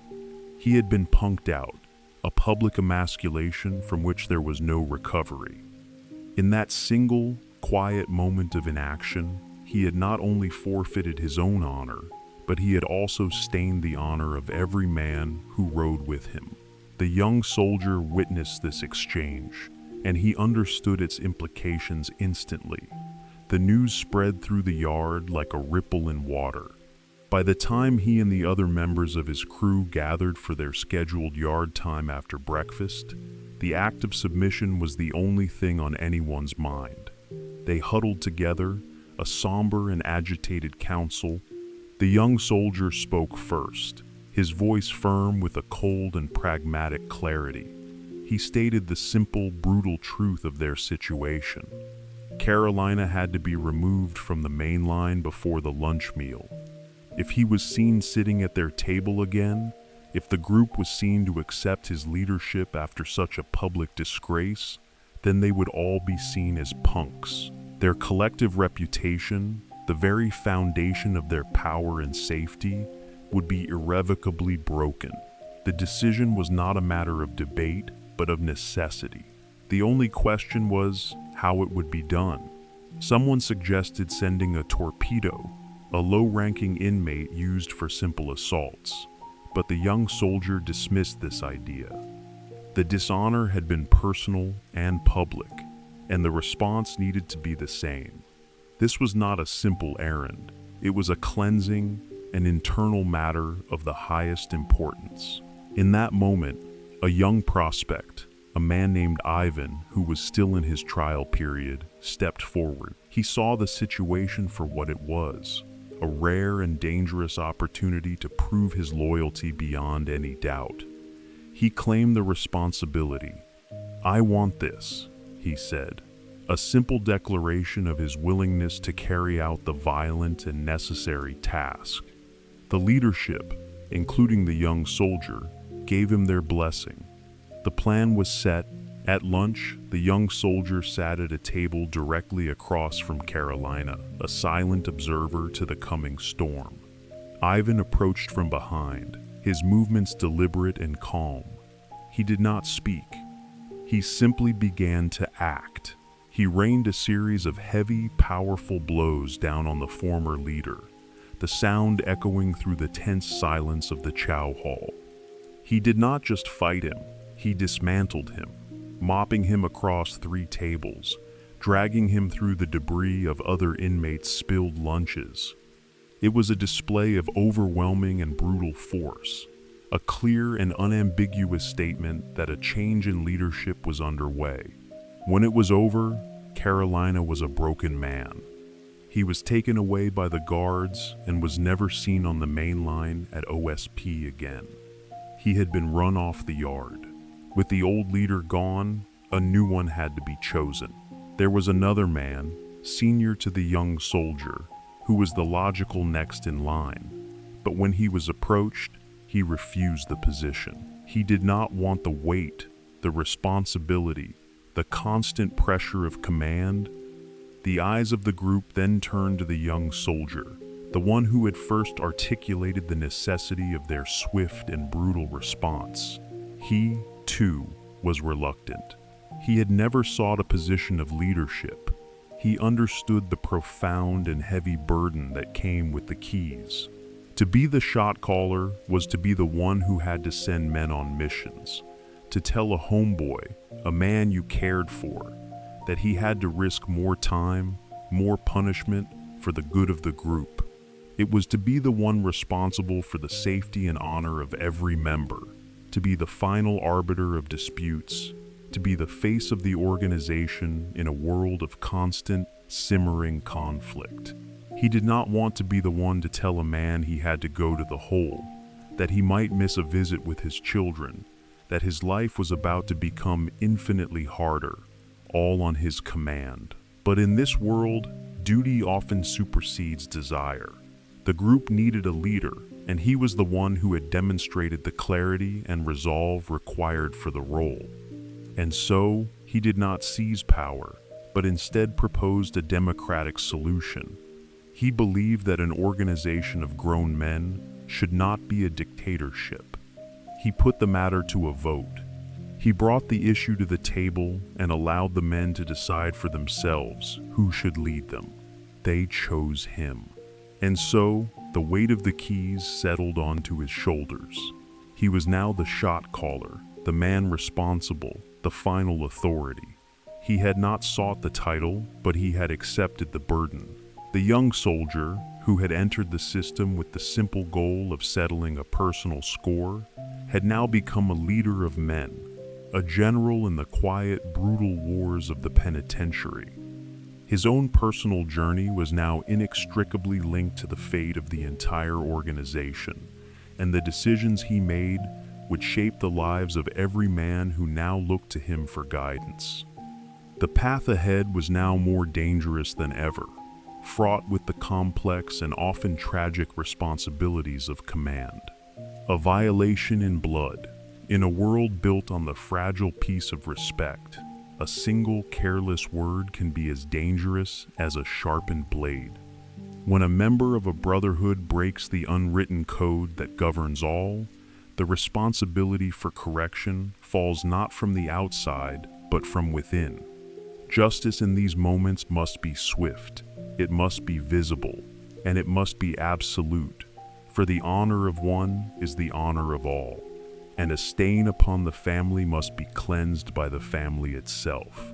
The young man had settled into his new role as shot caller, a position of authority he had accepted with a heavy sense of duty.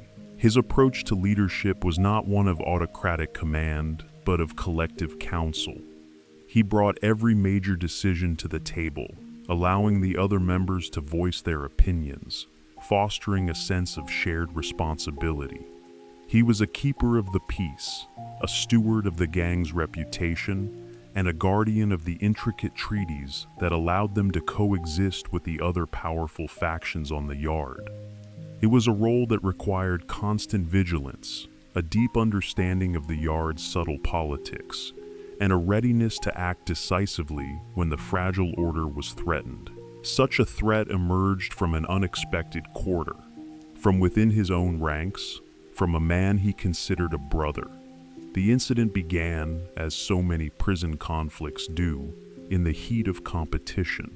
On the basketball court, a space of controlled and sanctioned aggression, tempers can flare, and the thin veneer of civility can wear away. One of his men, a young prospect who was also his cellmate, became embroiled in a heated dispute during a game with a group of black inmates. In a moment of frustration, the prospect let slip a racial slur. The word hung in the air, a profound and immediate violation. In the outside world, such an insult might lead to an argument, a fist fight. But inside the penitentiary, it was an act with far graver implications. It was not just an insult to an individual. It was a challenge to that individual's entire race, his entire affiliation. The black inmates on the court were also members of an organized and powerful gang.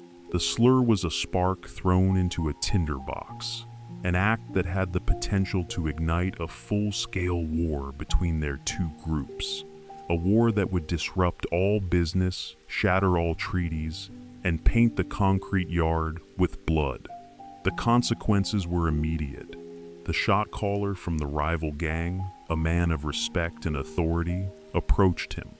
There was no shouting, no overt threat. The exchange was conducted with the quiet, formal gravity of a diplomatic parley. He laid out the facts of the situation. One of your men has disrespected one of mine. This cannot be allowed to stand. The implication was clear. If Irish Pride did not handle this internally, then the other gang would be forced to seek its own justice, an act that would inevitably lead to a cycle of escalating retaliation. The young leader understood his responsibility completely. He assured the other shot caller that the matter would be dealt with. He was not just promising to talk to his man, he was giving his word that a real and visible consequence would be enacted.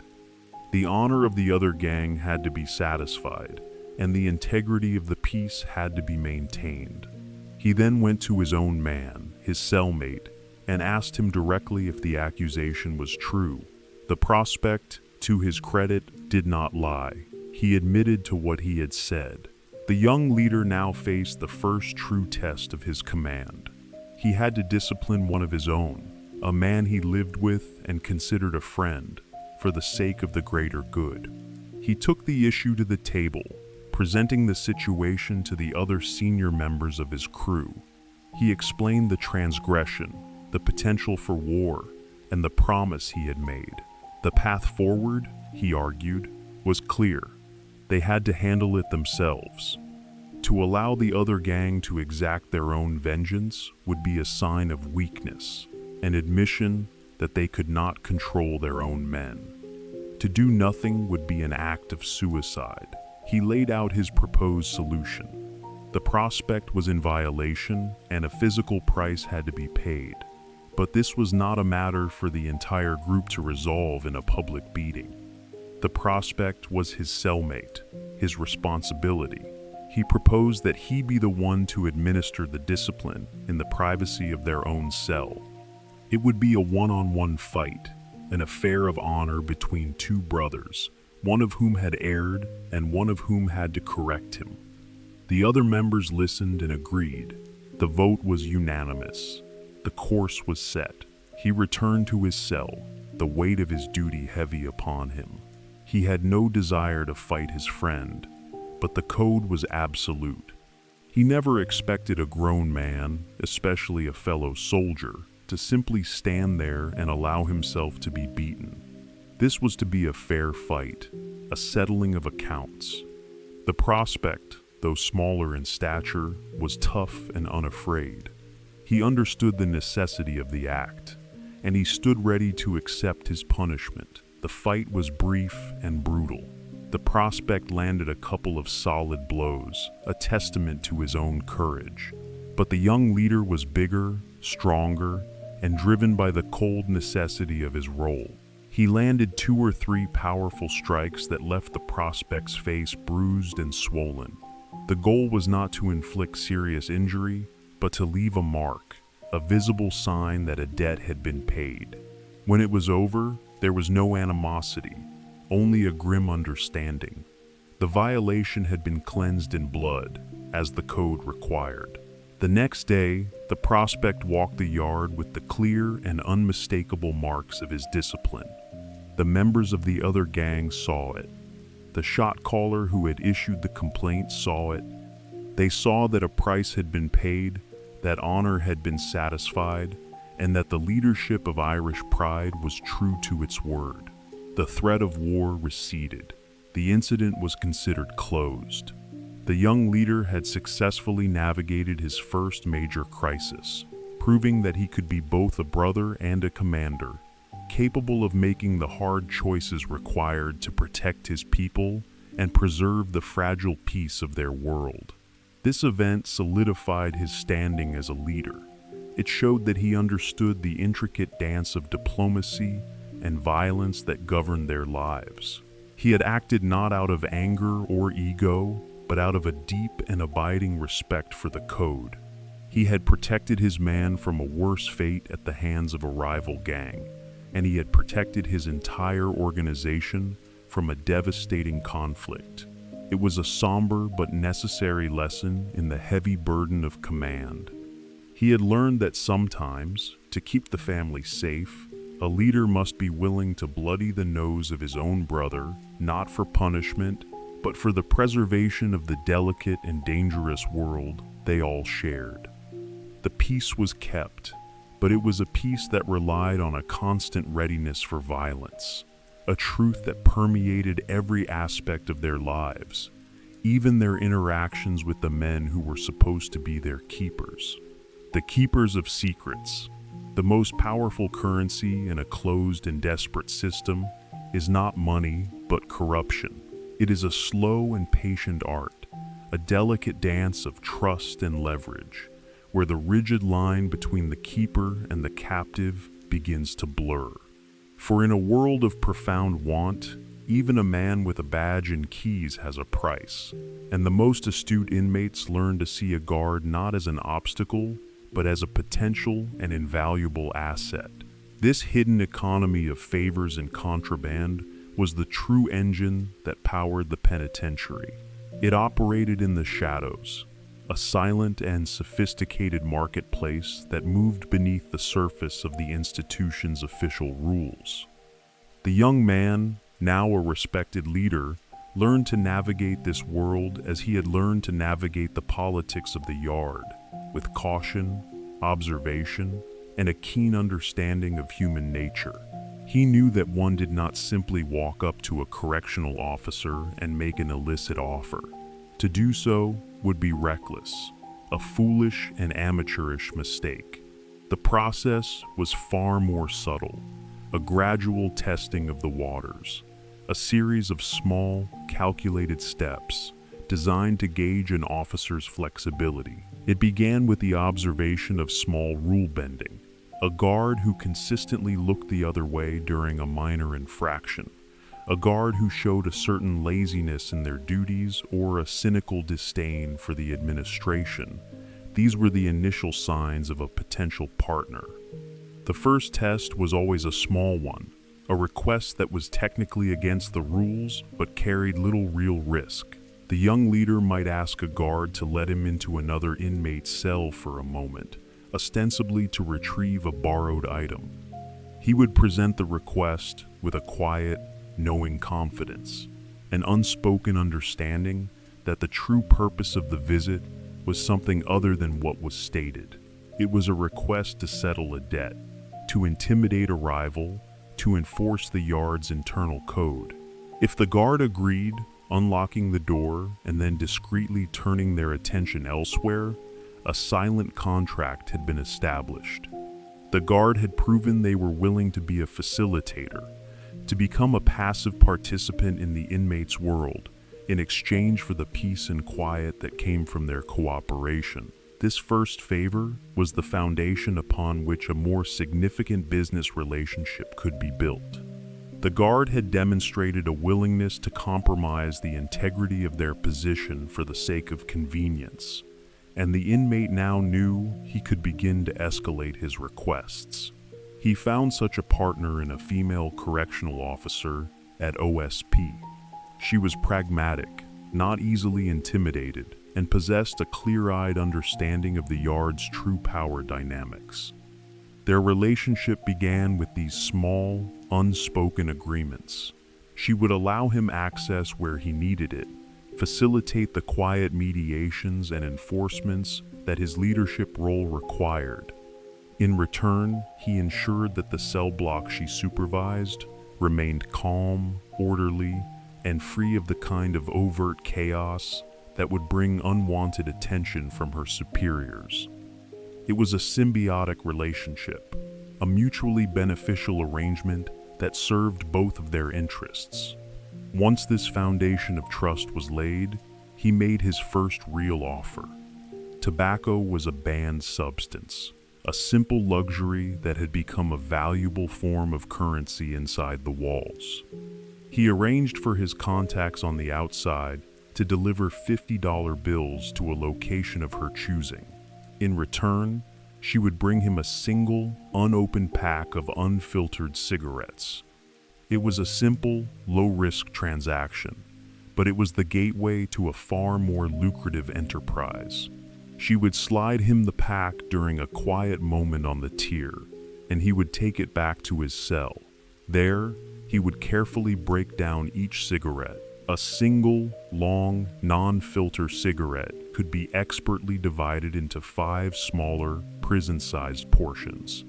These tiny hand-rolled smokes were then sold for a bag of instant coffee or a pouch of soup, the standard units of currency on the yard.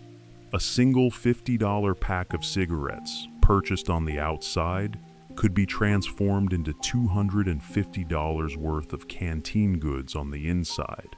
It was a business with an immense profit margin, and it carried none of the risks of a drug charge. If he were caught, the punishment was administrative, a trip to the hole, a loss of privileges, not a new felony charge that would add years to his sentence. This was the quiet, methodical work that sustained the prison's underground economy. The correctional officer became a reliable and essential part of his operation, and she was not alone. Many guards were involved in this shadow market, each with their own preferred clients and their own specific niche. The most successful corrupt officers often chose to work with the established gang leaders. They knew that a man with a position of authority had a vested interest in discretion. A gang leader had accountability. If he was reckless, if his actions brought heat down on the block, he would be disciplined by his own people. An independent operator, on the other hand, was a wild card, unpredictable and potentially unreliable. The guards, in a strange inversion of their official role, trusted the gangsters far more than they trusted the average inmate. This network of corruption extended to every conceivable form of contraband. One officer on C Block was known for bringing in anything an inmate could pay for. He had a brand new, lifted pickup truck, a clear testament to the profitability of his side business. He even received a full sleeve of intricate tattoo work from a talented inmate artist, the ink and equipment all brought in through the front gate. These officers were jealously guarded assets. A particular guard was the proprietary connection of a specific gang. For another gang to attempt to do business with that guard was a serious breach of protocol, an act that could lead to a violent confrontation in a secluded corner of the facility. The corruption was not limited to commerce. It also served as a tool of the yard's internal justice system. When a new inmate arrived with paperwork indicating he was a chomo, a man who had harmed children, it was often a friendly guard who would discreetly pass this information along to the shot callers. The guard might then become an active participant in the ensuing punishment, waiting for the right moment to crack the outcast's cell door, allowing the enforcers to slip inside and deliver their brutal form of justice with the element of surprise on their side. They would then offer a plausible deniability, a claim of being on the other side of the tier, their backs turned at the critical moment. In this way, the guards were more than just keepers of the keys. They were keepers of secrets, active and willing participants in the complex and often violent society of the inmates. They were the bridge between the inside and the outside, the gatekeepers who decided what and who was allowed to cross the line. For the young leader, mastering this aspect of prison life was as important as mastering the politics of the yard. It was the key to wealth, to power, and to a degree of control over his environment that an ordinary inmate could never hope to achieve. He had learned that the entire system was a lie, a performance of order and control that masked a deep and pervasive corruption. The real rules were not written in the official handbooks, but in the quiet, transactional moments between a man in uniform and a man in chains. It was a grim and cynical truth, but it was the truth that governed his world. His ability to understand and manipulate this truth was what had allowed him to rise, to become not just a survivor, but a king in this shadow kingdom. But this kingdom, built on secrets and violence, was a consuming one, and a part of him still longed for a path out, a way to leave the dark and complicated world he had so thoroughly mastered. The unlikely pardon. Sometimes, a path to a different life is offered by the most unlikely of sources, a moment of grace in a world that seems to have none. It comes not as a command, but as a quiet question from someone in a position of power, an individual who looks past the uniform and the inmate number and sees a flicker of potential beneath a hardened and carefully constructed exterior. For the young shot caller, This moment arrived in the form of a female lieutenant, a woman who saw the intelligence behind his violent reputation. She approached him one day, not with a threat or an accusation, but with a simple and disarming observation. She told him that he was smarter than the life he was leading, that the man she saw did not match the man described in his disciplinary file. She saw the short-timer, the man with only 39 months to serve, who was behaving like a lifer, embedding himself deeper and deeper into a culture that would never let him go. She asked him why he was not at a minimum security facility, why he was not preparing for a life on the outside. He answered with the weary cynicism of a man who understood the system.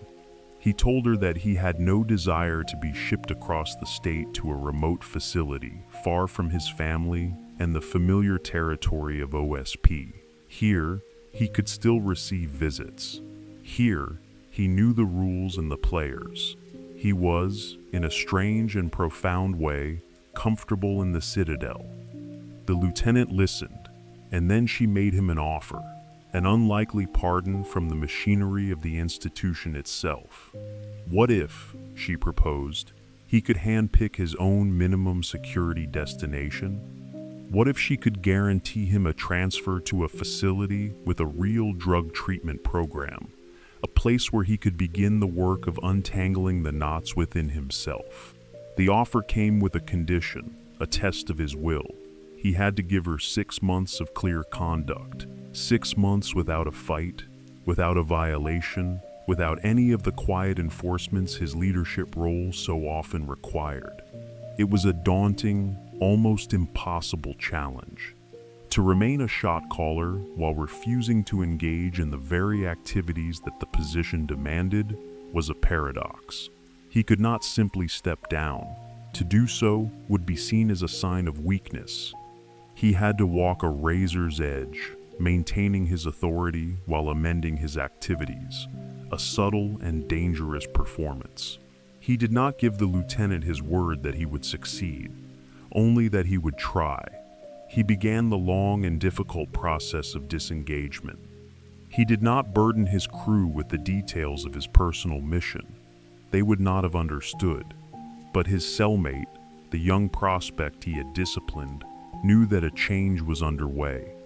The young leader began to delegate, to mediate instead of command, to use his influence to de-escalate conflicts before they could ignite into violence. It was a masterclass in diplomacy, conducted in the most volatile of environments. He was a king, quietly abdicating his throne, one small, peaceful decision at a time. Miraculously, he succeeded. 6 months to the day after their conversation, the lieutenant returned. She walked up to his cell, a look of genuine surprise on her face. She told him how many inmates she had made that same offer to over the years, and that he was the first one who had ever managed to do it.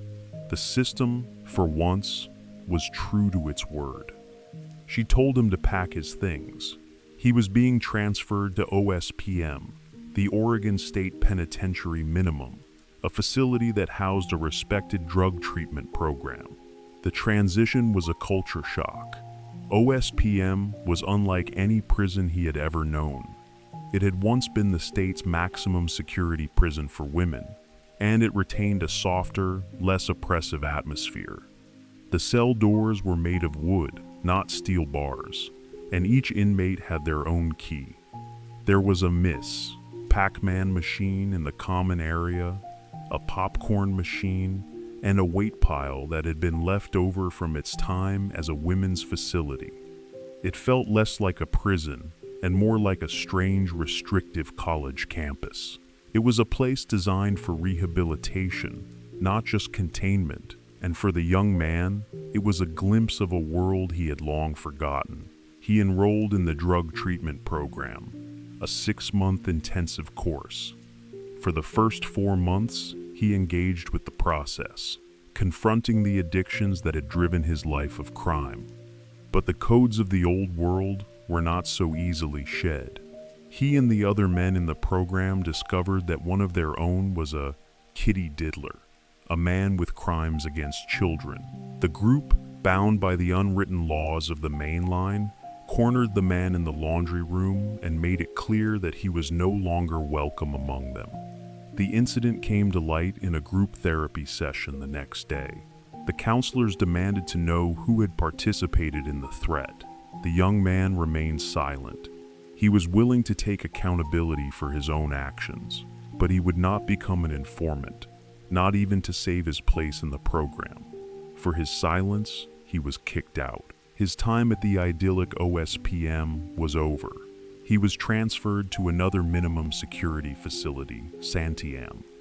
It was there that he had a violent confrontation with a fellow member of his own gang over a gambling debt from his time at OSP, a fight that left his face a swollen, bruised mess. It was another reminder of how the past was never truly past, how the debts of that world followed you, even into the calmer waters of a minimum camp. The fight was a draw, a brutal but respectful settling of accounts, and both men kept their silence when questioned by the guards. From Santiam, he was moved one last time to Mill Creek, a facility so low security it did not even have a fence. It was an old, sprawling property that was said to be haunted, built on an ancient Indian burial ground.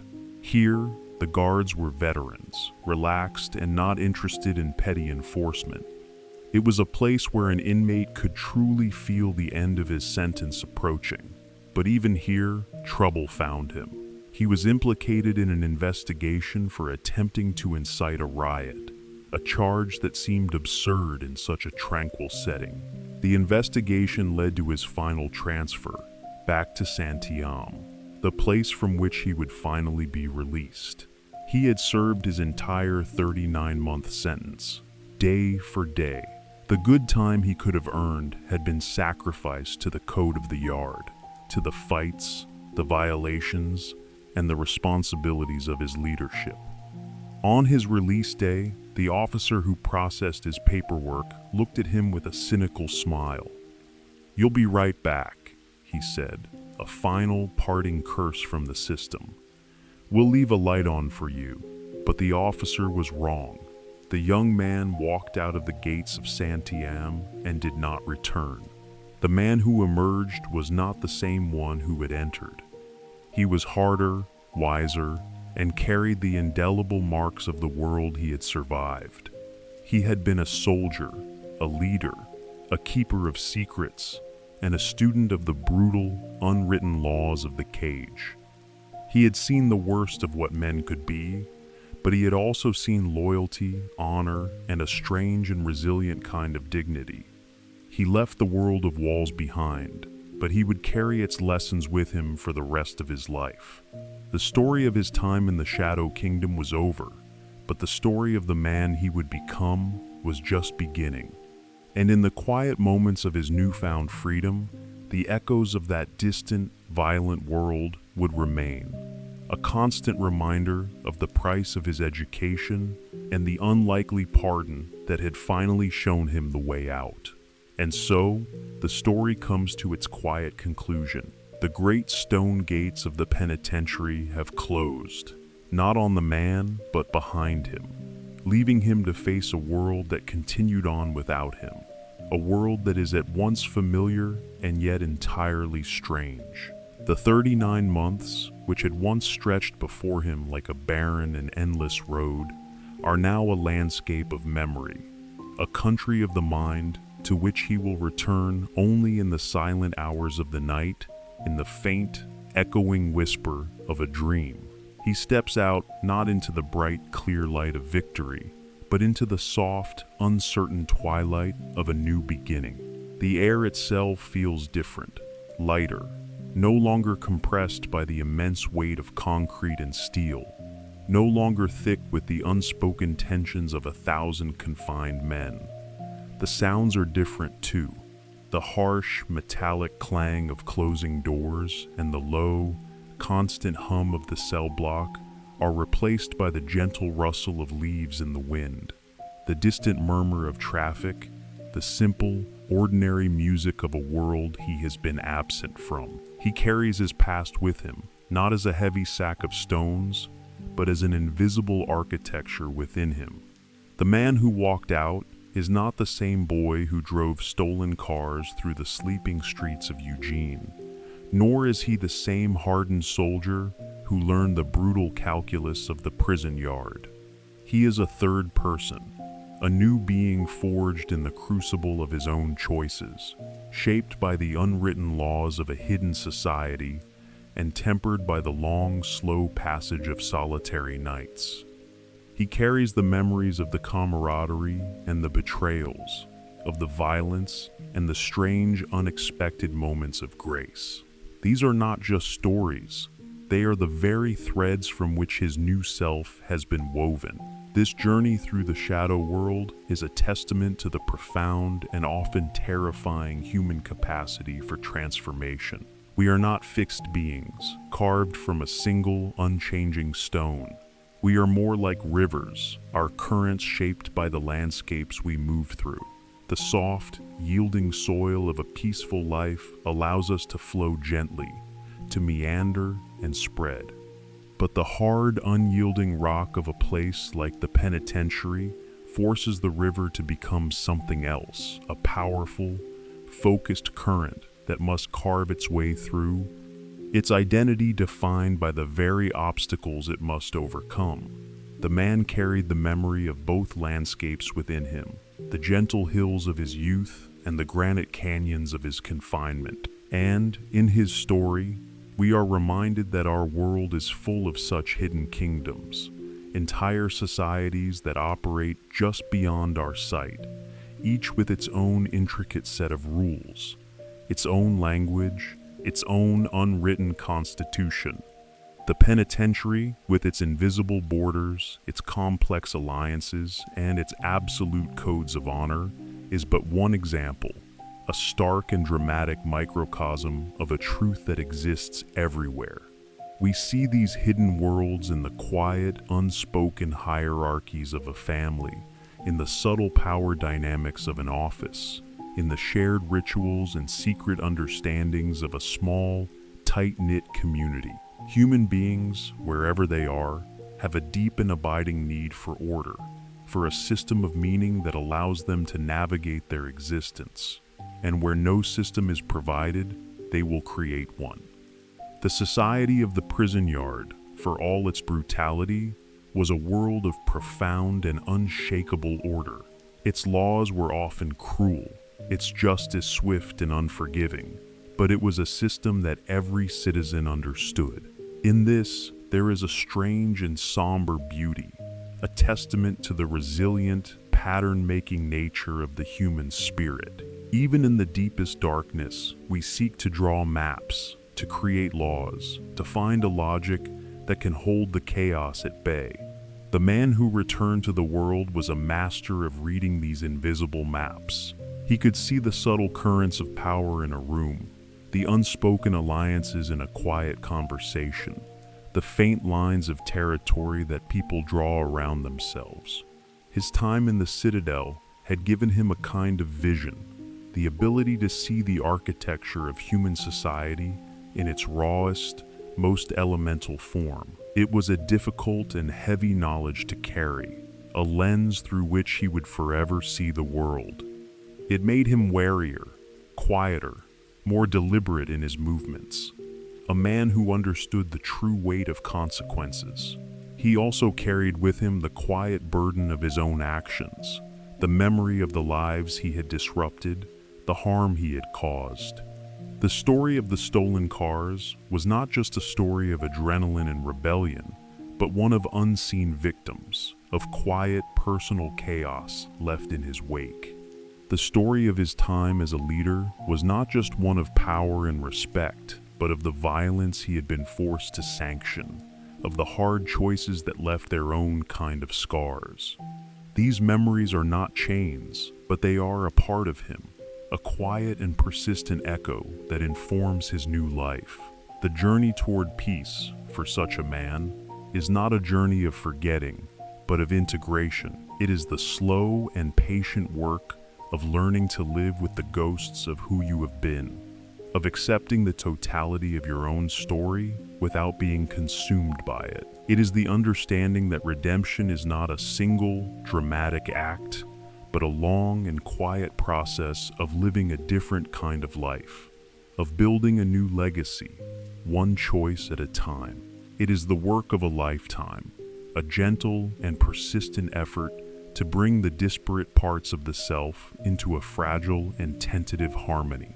And so, we leave him there, a solitary figure standing at the threshold of a new and uncertain future. His story, like all stories, does not truly end. It simply flows into a new and different river, a current that will carry him toward an unknown horizon. He is a testament to the fact that even after the most profound descent into darkness, a path back into the light is possible, not through the forgetting of the journey, but through the wisdom that was gained in the walking of it. As his story fades into the quiet of the night, perhaps it can serve as a gentle reminder of the vast and complex tapestry of human experience that surrounds us all. Every soul we encounter is a traveler on their own long and winding road, their path shaped by forces and histories we can never fully know. In this shared mystery, there is a profound and comforting sense of connection, a quiet understanding that we are all, in our own way, seeking a path toward a place of peace. May this story, and the ones that came before it, be a soft and steady current to guide you on your own journey toward rest. May the rhythm of the narrative be a gentle tide, pulling you away from the busy shores of the waking world and out into the calm, deep waters of slumber. The stories are here to keep you company as you drift, to give your mind a quiet harbor to rest in as your body finds its own deep and restorative peace. There is nothing left to do now but to let go, to allow the current to carry you, to trust in the gentle pull of the coming sleep. The tale is told, the world is quiet, and a night of peaceful rest awaits. If these stories have brought you a measure of calm on your journey into the night, we hope you might consider sharing this quiet space with others who may be seeking their own peaceful harbor. And by subscribing, you help to ensure that this stream of stories can continue to flow, a constant and gentle current in the deep and silent hours. Thank you for listening. Sleep well.